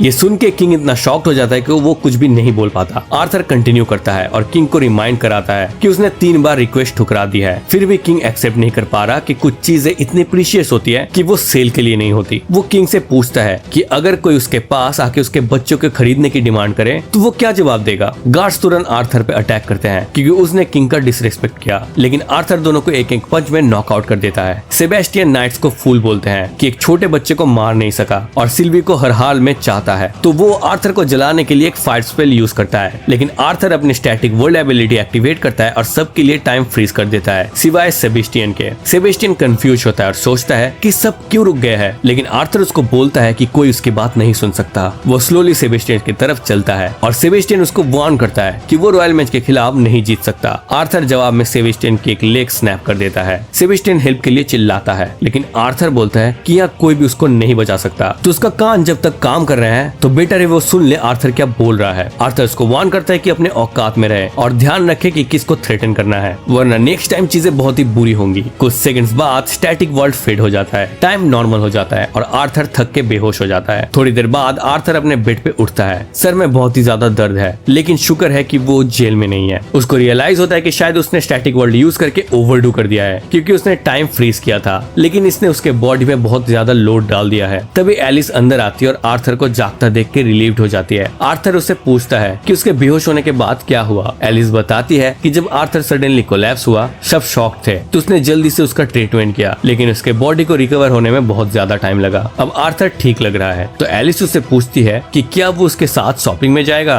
और आर्थर ये एग्री कर लेता है क्योंकि उसको थोड़ा चेंज चाहिए। शॉपिंग के टाइम आर्थर एक हेयर पिन देखता है जो एली पे ऑसम लगेगा, लेकिन उसके पास पैसे नहीं है, तो एलिस उसको खरीद लेती है और बोलती है कि आर्थर इसको एली को गिफ्ट कर सकता है। वो आर्थर के लिए भी गिफ्ट खरीदने के ऑफर करती है, लेकिन आर्थर पूछता है कि क्या इतना खर्चा करना ठीक है क्योंकि रेनल्ड की जॉब ऑक्शन हाउस से शायद चली गई होगी। एलिस उसको बोलते है कि फैमिली के फाइनेंसेस की चिंता वो मत करे क्योंकि उसकी भी जॉब है। आर्थर को ये नहीं पता था, लेकिन एलिस लग्जरी आइटम्स बनाती है जो नोवेलिटी में बहुत ही पॉपुलर है, तो वो अच्छा प्रॉफिट कमा लेती है, इसलिए वो जो चाहे खरीद सकते हैं। शॉपिंग खत्म होने तक आर्थर और एलिस के हाथ में ढेर सारे बैग्स होते हैं। घर वापस आने पे वो सुनते हैं कि रेनल्ड लिविंग रूम में किसी से बात कर रहा है और वो बोल रहा है कि मेरा बेटा ऑलमोस्ट मर गया था और इसीलिए मैं किसी के पैसे के दबाव में आके नहीं चुप रह सकता। आर्थर पूछता है कि क्या चल रहा है और रेनल्ड उसको देख के रिलीव्ड हो जाता है कि आर्थर वापस ठीक है। आर्थर बोलता है कि उसकी इतनी चिंता करने की जरूरत नहीं है क्योंकि वो बिल्कुल ठीक है। जो आदमी रेनल्ड से बात कर रहा था वो समझ जाता है कि आर्थर वही लड़का है जो इंसिडेंट में था,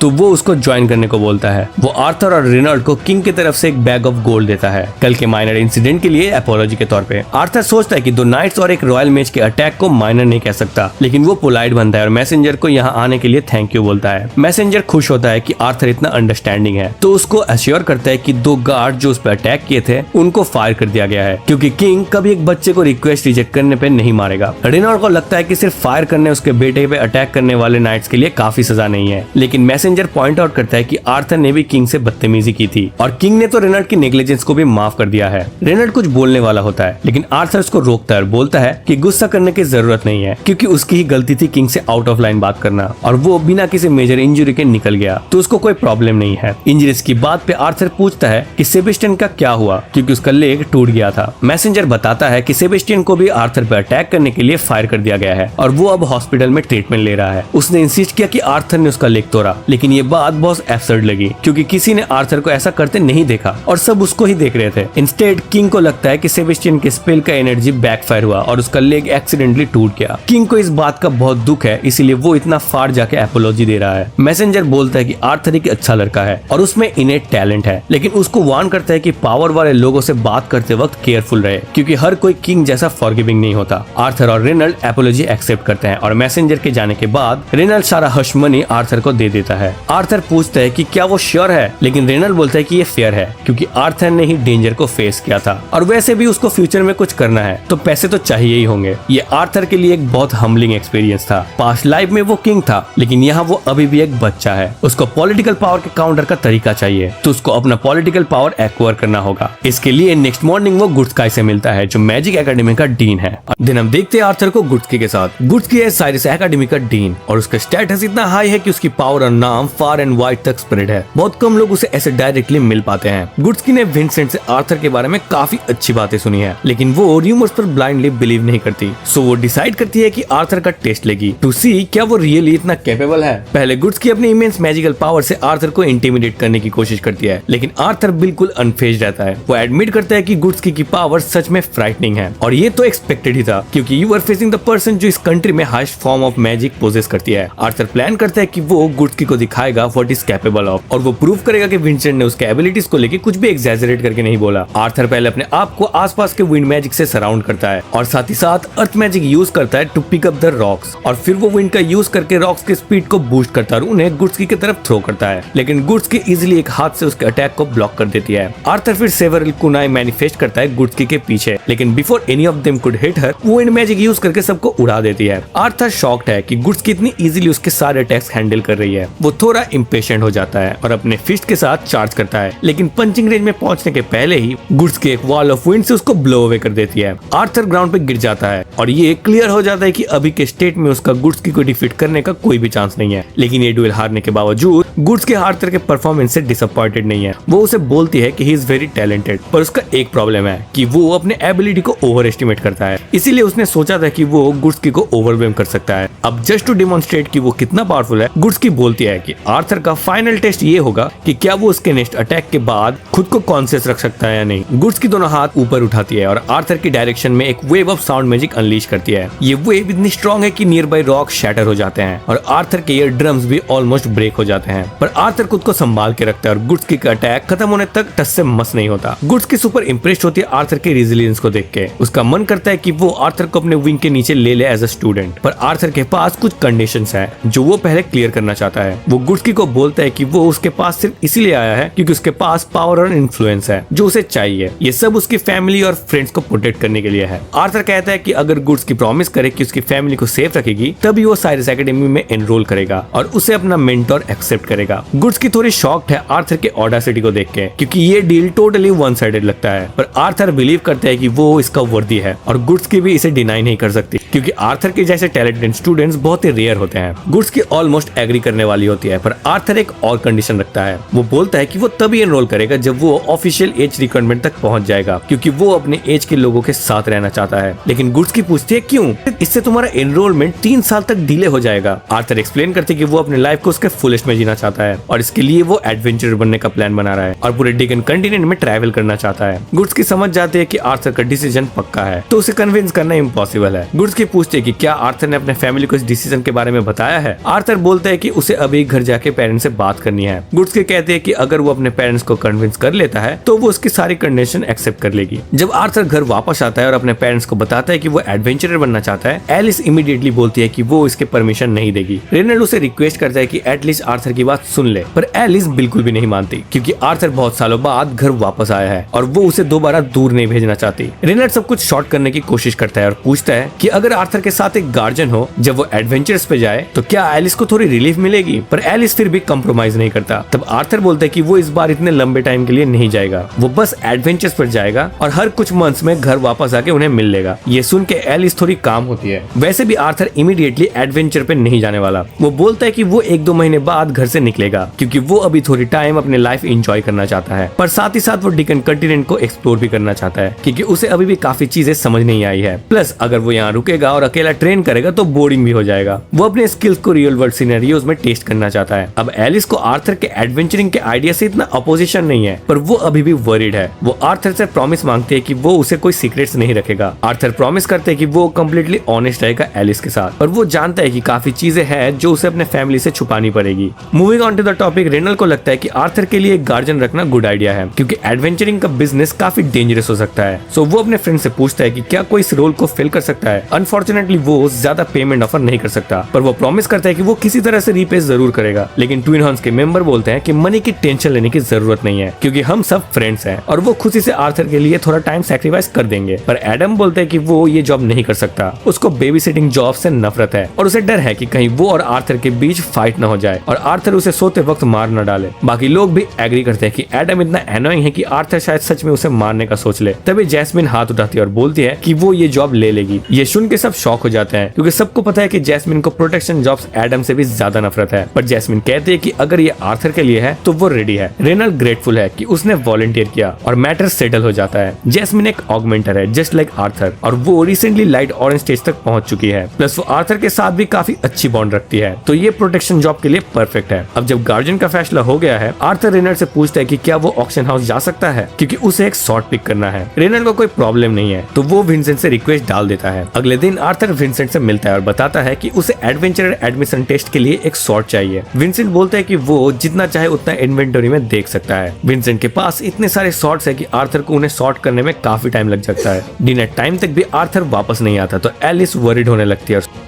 रेनल उसे बोलता है कि सूटेबल वेपन चूज करने में टाइम लगता है, तो बेटर है कि वो वेट करे। मीनवाइल आर्थर अभी भी ऑक्शन हाउस में है और कंफ्यूज्ड है, क्योंकि उसने हंड्रेड्स ऑफ स्वॉर्ड्स देख लिए, पर एक भी उसे पसंद नहीं आया। इस वर्ल्ड में ज्यादातर स्वॉर्ड फाइटर्स ऑगमेंटर्स होते हैं, तो available swords usually double handed blades होते हैं या तो बड़े वन हैंडेड ब्लेड्स होते हैं। ये आर्थर के छोटे बॉडी के लिए वर्क नहीं करते। वो नॉन स्वॉर्ड वेपन्स भी चेक करता है, पर कुछ भी उसे इम्प्रेस नहीं करता। तभी सिल्वी उसका अटेंशन ग्रैब करती है और उसे एक स्टिक की तरफ ले जाती है जो जमीन पे पड़ा रहता है। आर्थर को समझ नहीं आता कि सिल्वी स्टिक में क्यों इंटरेस्टेड है, पर वो उसे उठाता है। जब वो स्टिक उठाता है उसे फील होता है कि ये नॉर्मल स्टिक से काफी हैवी है। उसका बैलेंस भी स्टिक जैसा नहीं है, ऑलमोस्ट जैसे उसमें एक ब्लेड छुपा हो। आर्थर हैंडल पुल करता है टू चेक कि क्या वो इसे अनसीथ कर सकता है। थोड़ी माना इम्ब्यू करने के बाद उसके सामने कुछ रून्स फ्लैश होने लगते हैं और वो स्वॉर्ड अनसीथ कर लेता है। ये पहली बार है जब आर्थर ने ऐसा ब्लेड देखा है। वो प्रैक्टिस के लिए कुछ स्विंग्स लेता है, पर स्वॉर्ड उसके बॉडी के लिए थोड़ा हेवी होता है। पर इसके बावजूद स्वॉर्ड की क्वालिटी इतनी अच्छी है कि आर्थर एक बैरल को एफर्टलेसली आधा कर देता है। जब वो ब्लेड इंस्पेक्ट कर रहा होता है, स्वॉर्ड सडनली उसके हाथ को जैप करता है, तो वो गलती से उसे ड्रॉप कर देता है। जब वो दोबारा उठाता है उसे रियलाइज होता है कि कुछ चेंज हो गया है। अब स्वॉर्ड परफेक्टली बैलेंस्ड है और उसका साइज और शेप भी आर्थर के बॉडी के हिसाब से परफेक्ट हो गया है। आर्थर को ये इंट्रिगिंग लगता है, क्योंकि अपने पास्ट लाइफ में एज अ किंग ग्रे उसने काफी एक्सीलेंट स्वॉर्ड्स एक्वायर किए थे, पर ये पहली बार है जब एक स्वॉर्ड इतनी एक्यूरेटली उसके नीड्स को मैच करता है। वो उसे टेस्ट करने के लिए एक और बैरल पे ट्राई करता है और एक ही स्विंग में उसे डिस्ट्रॉय कर देता है। तभी विंसेंट, रेनॉल्ड और जैस्मिन ऑक्शन हाउस में एंटर करते हैं, क्योंकि आर्थर को इतना टाइम लग गया है और डिनर ठंडा होने लगा है। वो आर्थर से पूछता है कि क्या उसने अपने पसंद का शॉट चूज कर लिया, पर आर्थर उस स्पेशल स्टिक या शॉट को शो नहीं करना चाहता, क्योंकि उसे डर है कि विंसेंट शायद उसे वापस मांग ले। पर उसे पता है कि ये कितना वैल्यूएबल है, इसलिए वो सेल्फ से एक रैंडम शॉट उठाता है और बोलता है कि यही उसका चॉइस है। रेनल उस शॉट को टेस्ट करता है, पर उसे समझ आता है कि इसमें कुछ खास नहीं है। पर अगर आर्थर ये बोल रहा है कि उसे ये चाहिए, तो विंसेंट कहता है कि वो इसे रख सकता है। तभी विंसेंट नोटिस करता है कि आर्थर के हिप पर एक स्टिक लगी हुई है। वो उसके बारे में पूछता है और आर्थर एक एक्सक्यूज बनाता है कि ये बस एक रेगुलर स्टिक है जो उसे मिला है और वो इसे सिर्फ हार्मलेस प्रैक्टिस स्विंग्स के लिए यूज करने वाला है। विंसेंट को पता भी नहीं था कि उसके वेयर हाउस में ऐसा स्टिक है, तो वो जेम्स से कहता है कि इन्वेंटरी लिस्ट चेक करे, ये देखने के लिए स्टिक कहाँ से आया है। जेम्स बताता है कि एक बुरा आदमी ने एक दिन ये स्टिक उसके मुंह पे फेंक दिया था, बोल के कि इस चीज का कोई भी सूटेबल यूजर नहीं है। बाहर से देखा जाए तो ये बस एक स्टडी स्टिक लगता है। काफी अप्रेजर के पास ले जाने के बाद भी सबने कहा कि ये सिर्फ एक रेगुलर स्टिक है, पर हाँ कूल लुकिंग है, तो जेम्स ने उसे वेयर हाउस में स्टोर कर दिया था। आर्थर विंसेंट से रिक्वेस्ट करता है कि वो इस स्टिक को अपने साथ ले जा सके, क्योंकि विंसेंट को वैसे भी नहीं पता कि इसका क्या करना है। वो आर्थर को परमिशन दे देता है कि वो स्टिक ले जा सकता है। अगले कुछ वीक्स में आर्थर अपने फैमिली और फ्रेंड्स के साथ टाइम एंजॉय करता है और अपने डिपर्चर के लिए प्रिपरेशन भी रेडी करता है। देखते ही देखते उसका 9th बर्थडे आ जाता है। एक बड़ा पार्टी ऑर्गेनाइज होता है सेलिब्रेट करने के लिए और बाद में सब लोग आर्थर को गिफ्ट देने के लिए गैदर होते हैं। पहला गिफ्ट आर्थर खोलता है जो एलिस ने दिया है, एक ग्लोव जिसमें हीलिंग मैजिक के लिए जेम्स इम्ब्यूड है, ताकि अगर वो कभी इंजर्ड हो जाए तो उसे यूज कर सके। अगला अगला गिफ्ट विंसेंट का है। वो आर्थर को एक पेयर ऑफ रिंग्स दिखाता है और बताता है कि ये इसीलिए है ताकि एलिस आर्थर के बारे में ज्यादा टेंशन ना ले। बेसिकली एलिस के रिंग पे एक लाइट होगी जो इंडिकेट करेगी अगर आर्थर की कभी लाइफ थ्रेटनिंग डेंजर हो, ताकि वो हेल्प भेज सके। लास्ट गिफ्ट एडम का है, एक मैजिक स्क्रोल जो साउंड ट्रांसमिट कर सकता है। इससे आर्थर अपना मैसेज रिकॉर्ड करके घर भेज सकता है और एलिस इसका रिप्लाई कर सकती है। आर्थर सबको उनके ऑसम गिफ्ट के लिए थैंक यू बोलता है और बताता है क्योंकि वो ऑफिशियली कल लीव कर रहा है तो वो चाहता है कि सब जान ले कि उन्होंने उसके लिए जो भी किया है उसके लिए वो काफी रिस्पेक्ट करता है। एलिस उसे बोलती है कि प्लीज फील्ड में केयरफुल रहे,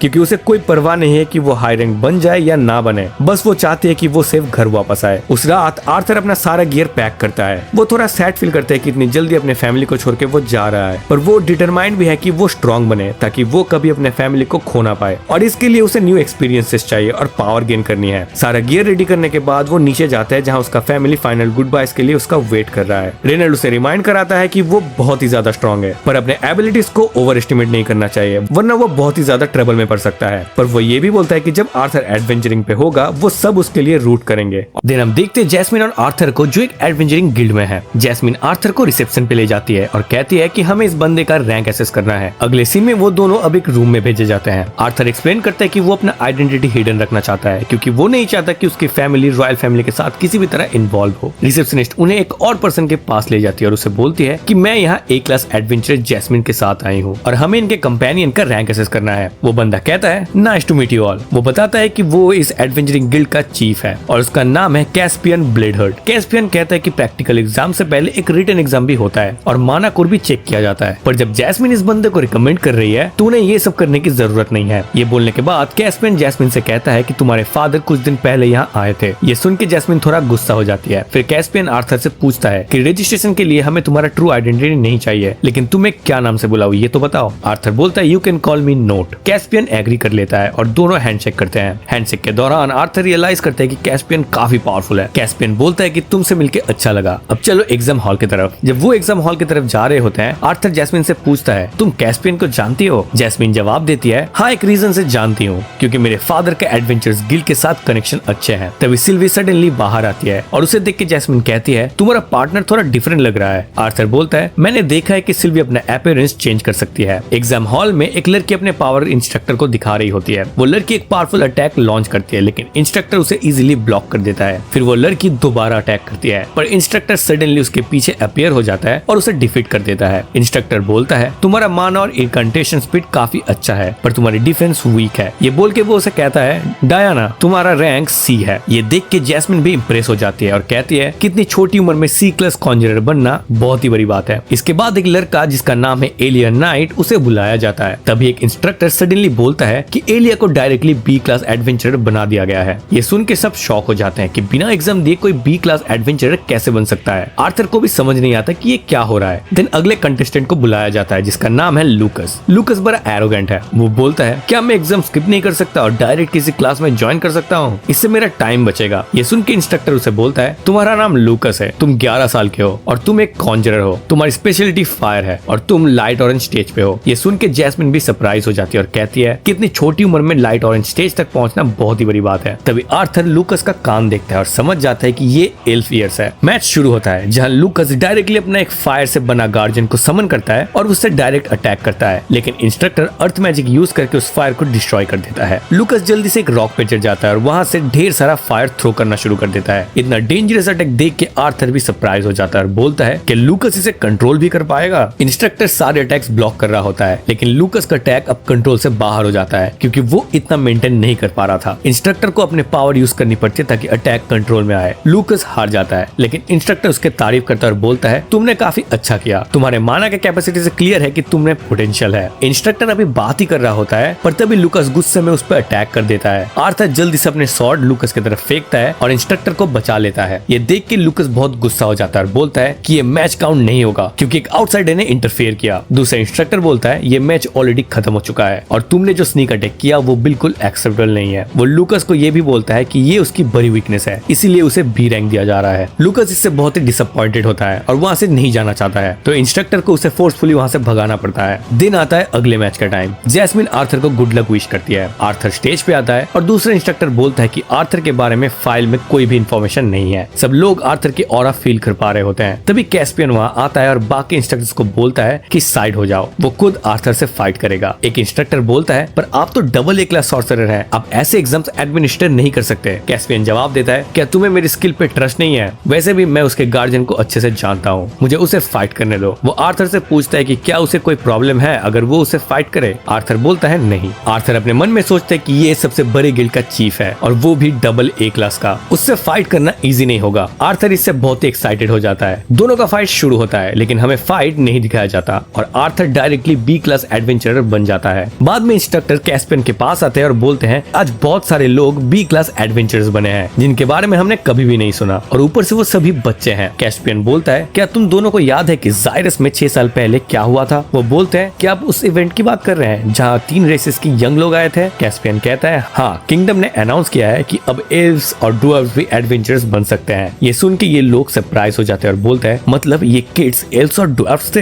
कैस्पियन बोलता है, हाँ, लूकस एक हाफ एल्फ है, उसके बैकग्राउंड के बारे में ज्यादा नहीं पता पर शायद उसकी मदर एक एल्फ स्लेव हो सकती है। कुछ टाइम से रूमर्स चल रहे हैं कि लूकस का फैमिली क्वेश्चनेबल मेथड यूज करता है सो कॉल्ड चिल्ड्रन बनाने के लिए। इंस्ट्रक्टर्स एलिया के बारे में पूछते हैं कि उसे बिना एग्जाम के बी क्लास कैसे बना दिया गया। कैस्पियन बोलते हैं कि एलिया के पास एक गार्जियन है जो उसके एबिलिटीज गारंटी करता है और वो बंदा मुझसे भी बहुत ही बड़ा है, मैं उसके अगेंस्ट नहीं जा सकता। एक्चुअली एलिया एक ह्यूमन चाइल्ड है पर उसे ड्वार्फ्स किंगडम में ड्वार्फ्स ने रेस किया है, उससे यहाँ भेजा गया है ताकि वो ह्यूमंस के बीच रहने को आदी हो सके और साथ ही वो ड्वार्फ किंगडम को रिप्रेजेंट भी कर सके। इंस्ट्रक्टर सब आर्थर के बारे में पूछते हैं कि ये बंदा कौन है। कैस्पियन बोलता है, हमें इसके बारे में कुछ नहीं पता, ना ही ये पता है कि ये कौन है, पर मैं श्योर हूँ कि ना तो इसे एल्फ ने भेजे हैं और ना ही ड्वार्फ्स ने। उसका गार्जियन है जैस्मिन जो फ्लेमसॉर्ड फैमिली से है। जैस्मिन का फैमिली पूरे किंगडम में फेमस है for producing the most powerful fire magic users. ये सुन के इंस्ट्रक्टर बोलता है कि अब समझ आया कि नोट इतना अच्छा फायर मैजिक कैसे यूज कर पाया। कैस्पियन कहता है, इसके बारे में तो मुझे भी नहीं पता पर मैं उसके शॉर्ट स्किल से सच में इम्प्रेस्ड हूँ। अब हमें आर्थर और कैस्पियन के फाइट का थोड़ा फ्लैशबैक दिखाया जाता है। जब कैस्पियन आर्थर से फाइट कर रहा होता है उसे लगता है कि आर्थर के मूवमेंट्स थोड़े ऑकवर्ड हैं क्योंकि उसका बॉडी अभी भी फुल्ली ग्रो नहीं हुआ है। फिर भी आर्थर ने उसे एक जबरदस्त फाइट दी है। कैस्पियन बोलता है कि जब आर्थर बड़ा हो जाएगा वो सच में बहुत ही डेंजरस बन जाएगा। फ्लैशबैक में देखते हैं कि दोनों एक दूसरे को टफ फाइट दे रहे होते हैं। आर्थर को एक अपॉर्चुनिटी मिलती है और वो कैस्पियन पर अटैक करने वाला होता है पर तभी कैस्पियन अपना वीड मैजिक यूज करता है और आर्थर को पीछे ढकेल देता है। ये देख के आर्थर भी नर्वस हो जाता है। सीन अब प्रेजेंट में वापस आता है जहाँ आर्थर सोच रहा होता है कि कैस्पियन से लड़ने के बाद एक बात तो क्लियर हो गया है कि इस वर्ल्ड में वो मैजिक के साथ इतना कनेक्टेड हो गया है कि अपने पास्ट लाइफ का स्ट्रेंथ स्वॉर्ड्समैनशिप वो भूल गया है। आर्थर चल रहा होता है जब सडनली वो एलिया से टकरा जाता है। एलिया बोलता है, तुमने लूकस का अटैक जिस तरह से रोका वो बहुत ही रेकलेस था पर अगर तुमने नहीं किया होता तो मैं ही कुछ करता। तभी लूकस भी वहाँ आ जाता है और आर्थर और एलिया से बोलता है, क्या तुम दोनों एक दूसरे को जानते हो कि यहाँ बी क्लास लोगों की मीटिंग चल रही है जिसमें मुझे नहीं बुलाया? आर्थर बोलता है, हम रूल ब्रेकर्स को इनवाइट नहीं करते। ये सुन के लूकस गुस्से में आर्थर का कॉलर को पकड़ लेता है और बोलता है, मैं तुमसे ज्यादा स्ट्रॉन्ग हूँ। जैस्मिन उन्हें रोकने की कोशिश करती है पर तभी आसपास के लोग भी देखने लगते हैं और बोलते हैं, यहाँ चल क्या रहा है? एलिया कहता है कि अब रुक जाना चाहिए और लूकस भी एग्री करता है। वो बोलता है, नेक्स्ट टाइम मैं तुम्हें इंटरफेयर नहीं करने दूंगा और ये बोल के वो चला जाता है। जैस्मिन आर्थर से कहती है कि अब हमें भी चलना चाहिए। आर्थर पूछता है, पर हम जा कहाँ रहे हैं? जैस्मिन उसे एक गेट के थ्रू एक जगह ले जाती है जिसका नाम है बीस्ट प्रिजन। वहाँ पहुंच के आर्थर बोलता है, ये जगह तो मैंने सोचा था उससे भी ज्यादा पीसफुल है। जैस्मिन बोलती है, क्योंकि ये एरिया बहुत अच्छे से एक्सप्लोर्ड है। ये बोल के वो सडनली बहुत तेजी से दौड़ने लगती है और आर्थर भी उसका पीछा करता है। आर्थर अपने माइंड में सोचता है, मुझे पता था कि जैस्मिन की स्पीड फास्ट होगी पर ये तो उससे भी ज्यादा फास्ट हो गई है। तभी आर्थर को याद आता है कि जब वो कैस्पियन से फाइट कर रहा था उसने सोचा था कि अगर वो उसके अटैक को डॉज कर पाया तो वो अपने स्पेल ब्लेड यूज करेगा। आर्थर को फुल कॉन्फिडेंस था कि स्पेल ब्लेड से वो कैस्पियन को फिनिश कर देगा पर कैस्पियन भी काफी क्लेवर है। उसने अपने पावर को यूज करके आर्थर को पीछे पुश कर दिया था जिससे आर्थर भी शॉक हो गया। कैस्पियन ने उसे कहा, ओवर कॉन्फिडेंट मत हो। ये सुन के आर्थर सोचने लगा, मैंने गलती कहाँ की? वो अभी भी दौड़ रहे होते हैं पर सडनली एक एक्सप्लोजन की आवाज सुनाई देती है। पता चलता है कि एक मॉन्स्टर एक्सीडेंटली रिलीज हो गया है और अब वो ह्यूमंस पे अटैक कर रहे हैं। जैस्मिन बोलती है, ये मॉन्स्टर यहाँ क्या कर रहा है? वो आगे बढ़ते हैं और एक टूटा हुआ कैरेज और कुछ लोग जमीन पे पड़े हुए देखते हैं। जैस्मिन समझ जाती है कि शायद इन लोगों ने इस मॉन्स्टर को कैप्चर किया था पर मॉन्स्टर ने उन्हें मार दिया है और एस्केप कर गया है। मॉन्स्टर अब उन्हीं लोगों पे अटैक करने आता है पर वो लोग उसका अटैक डॉज कर लेते हैं। सडनली मॉन्स्टर अपने टंग से अटैक करता है पर वो फिर भी डॉज कर लेते हैं। आर्थर फाइट करने के लिए आगे बढ़ता है पर जैस्मिन उसे बोलती है कि यहाँ से भाग जाओ। ये बोल के वो खुद तेजी से आगे बढ़ती है और मॉन्स्टर पे अटैक करती है जिससे उसे थोड़ी सी चोट लग जाती है। पर जब जैस्मिन एक ट्री के पास पहुंचती है मॉन्स्टर दोबारा अटैक करता है। जैस्मिन उसका उसका अटैक डॉज करती है, पर इसमें उसका बैलेंस बिगड़ जाता है और वो गिरने वाली होती है। आर्थर जल्दी से उसे पकड़ लेता है। अब आर्थर को मॉन्स्टर पे बहुत ही ज्यादा गुस्सा आता है। वह और लोग भी होते हैं और मॉन्स्टर उन पे अटैक करने वाला होता है। जैस्मिन जल्दी से उन लोगों के सामने आती है उन्हें बचाने के लिए, पर वो अकेले उसे फाइट नहीं कर पाएगी। आर्थर आगे जाता है पर सडनली उसका किंग वर्जन उसे रोकता है और बोलता है सही मोमेंट का वेट करो। आर्थर रुक जाता है और सोचता है कि वो दोबारा वही गलती नहीं करेगा। जब मॉन्स्टर जैस्मिन पर अटैक करने आता है, आर्थर परफेक्ट मोमेंट का वेट करता है। जैसे ही वो मोमेंट आता है, वो तेजी से आगे बढ़ता है और अपने शॉट को ढेर सारे फायर से कवर करता है और एक डेडली अटैक लॉन्च करता है, जिससे वो मॉन्स्टर मर जाता है। ये देख के सब लोग बहुत सरप्राइज हो जाते हैं। अगले सीन में सब लोग मॉन्स्टर को लेकर वहाँ से निकल जाते हैं। जैस्मिन आर्थर से कहती है, लगता है तुम्हें फाइनली समझ आ गया है कि अटैक कैसे करना है। ये बोल के वो आर्थर के गाल को खींच लेती है और कहती है, ऐसे सिचुएशंस में थोड़ा अपना ख्याल भी रखा करो। आर्थर बोलता है ठीक है, पर वो अपने माइंड में सोचता है कोई मुझे बताए कि मैंने कहाँ गलती की। अब एक नाइट का सीन दिखाया जाता है जहाँ वो लोग कैंपिंग कर रहे होते हैं। जैस्मिन आर्थर को बताते है कि वो एडवेंचरर इसीलिए बनी ताकि वो अपने फैमिली से दूर रह सके।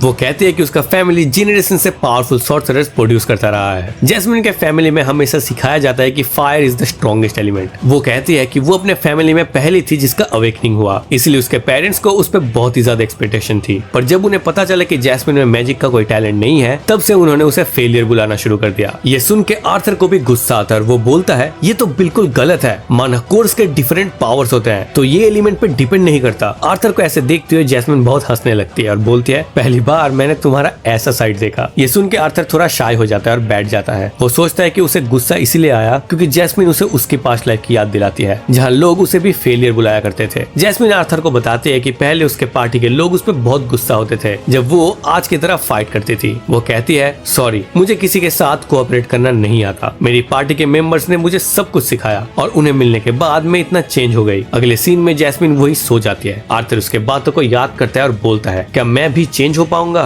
मेरे हाथों पे कितने लोगों के ब्लड है। फिर आर्थर अपने लव्ड वंस को एक एक करके याद करता है। उन्हें याद करते हुए वो बोलता है मैं चेंज कर सकता हूँ, मुझे चेंज करना होगा ताकि मैं हमेशा अपने लव्ड वंस को प्रोटेक्ट कर सकूं। इसीलिए मुझे ऐसे ही आगे बढ़ते रहना है। वहीं पे एक ऑर्फ के थ्रू टेसा आर्थर को देख रही होती है। वो देखते कि आर्थर जैस्मिन के साथ है और जेलस हो जाती है। वो बोलते हैं आर्थर हमेशा किसी लड़की के साथ क्यों होता है? वो बहुत ही गुस्सा हो जाती है। तभी ग्रैंडपा वहाँ आते हैं और पूछते हैं क्या हुआ? टेसा बोलती है कुछ नहीं, मैं बस आर्थर को देख रही थी। वो ग्रैंडपा को आर्थर दिखाती है और ग्रैंडपा बोलते हैं अगर तुम जेलस फील कर रहे हो कि आर्थर नए चैलेंज ले रहा है और स्ट्रॉन्गर बन रहा है तो तुम्हें भी पीछे नहीं रहना चाहिए। फॉर एग्जाम्पल ये लो। फिर ग्रैंडपा उसे एक बुक देते हैं जिसे देख के टेसा बहुत खुश हो जाती है। इसके बाद हमें 2 साल बाद की स्टोरी दिखाया जाता है। वहाँ कुछ लोग एक रूमर के बारे में बात कर रहे होते हैं, एक ऐसे पर्सन के बारे में जो बहुत ही पावरफुल है। वो एक्चुअली आर्थर की बात कर रहे होते हैं पर उन्हें नहीं पता कि आर्थर कौन है। वो उसे बस मास्क स्वॉर्ड्समैन बुलाते हैं। दूसरी तरफ हम आर्थर को देखते जो एक घर के छत पे बैठा होता है। तभी जैस्मिन वहाँ आती है और उसे देख के आर्थर नीचे उतरता है। देन वो दोनों अपने नए जर्नी में जाने के लिए रेडी हो जाते हैं। तो ये था इस एनिमे का अब तक का कंप्लीट स्टोरी। आगे के सीजन्स देखने के लिए तुम कितना एक्साइटेड हो कमेंट में जरूर से बताना। और मेरा एक्सप्लेनेशन अच्छा लगा है तो वीडियो को लाइक, चैनल को सब्सक्राइब और बेल आइकन दबाना मत भूलना ताकि ऐसा ही अमेजिंग स्टोरी तुम्हें जल्दी मिल सके। मिलते हैं नेक्स्ट वीडियो में, तब तक तुम यहाँ पे क्लिक करके कोई भी दूसरा वीडियो देख सकते हो। बाय।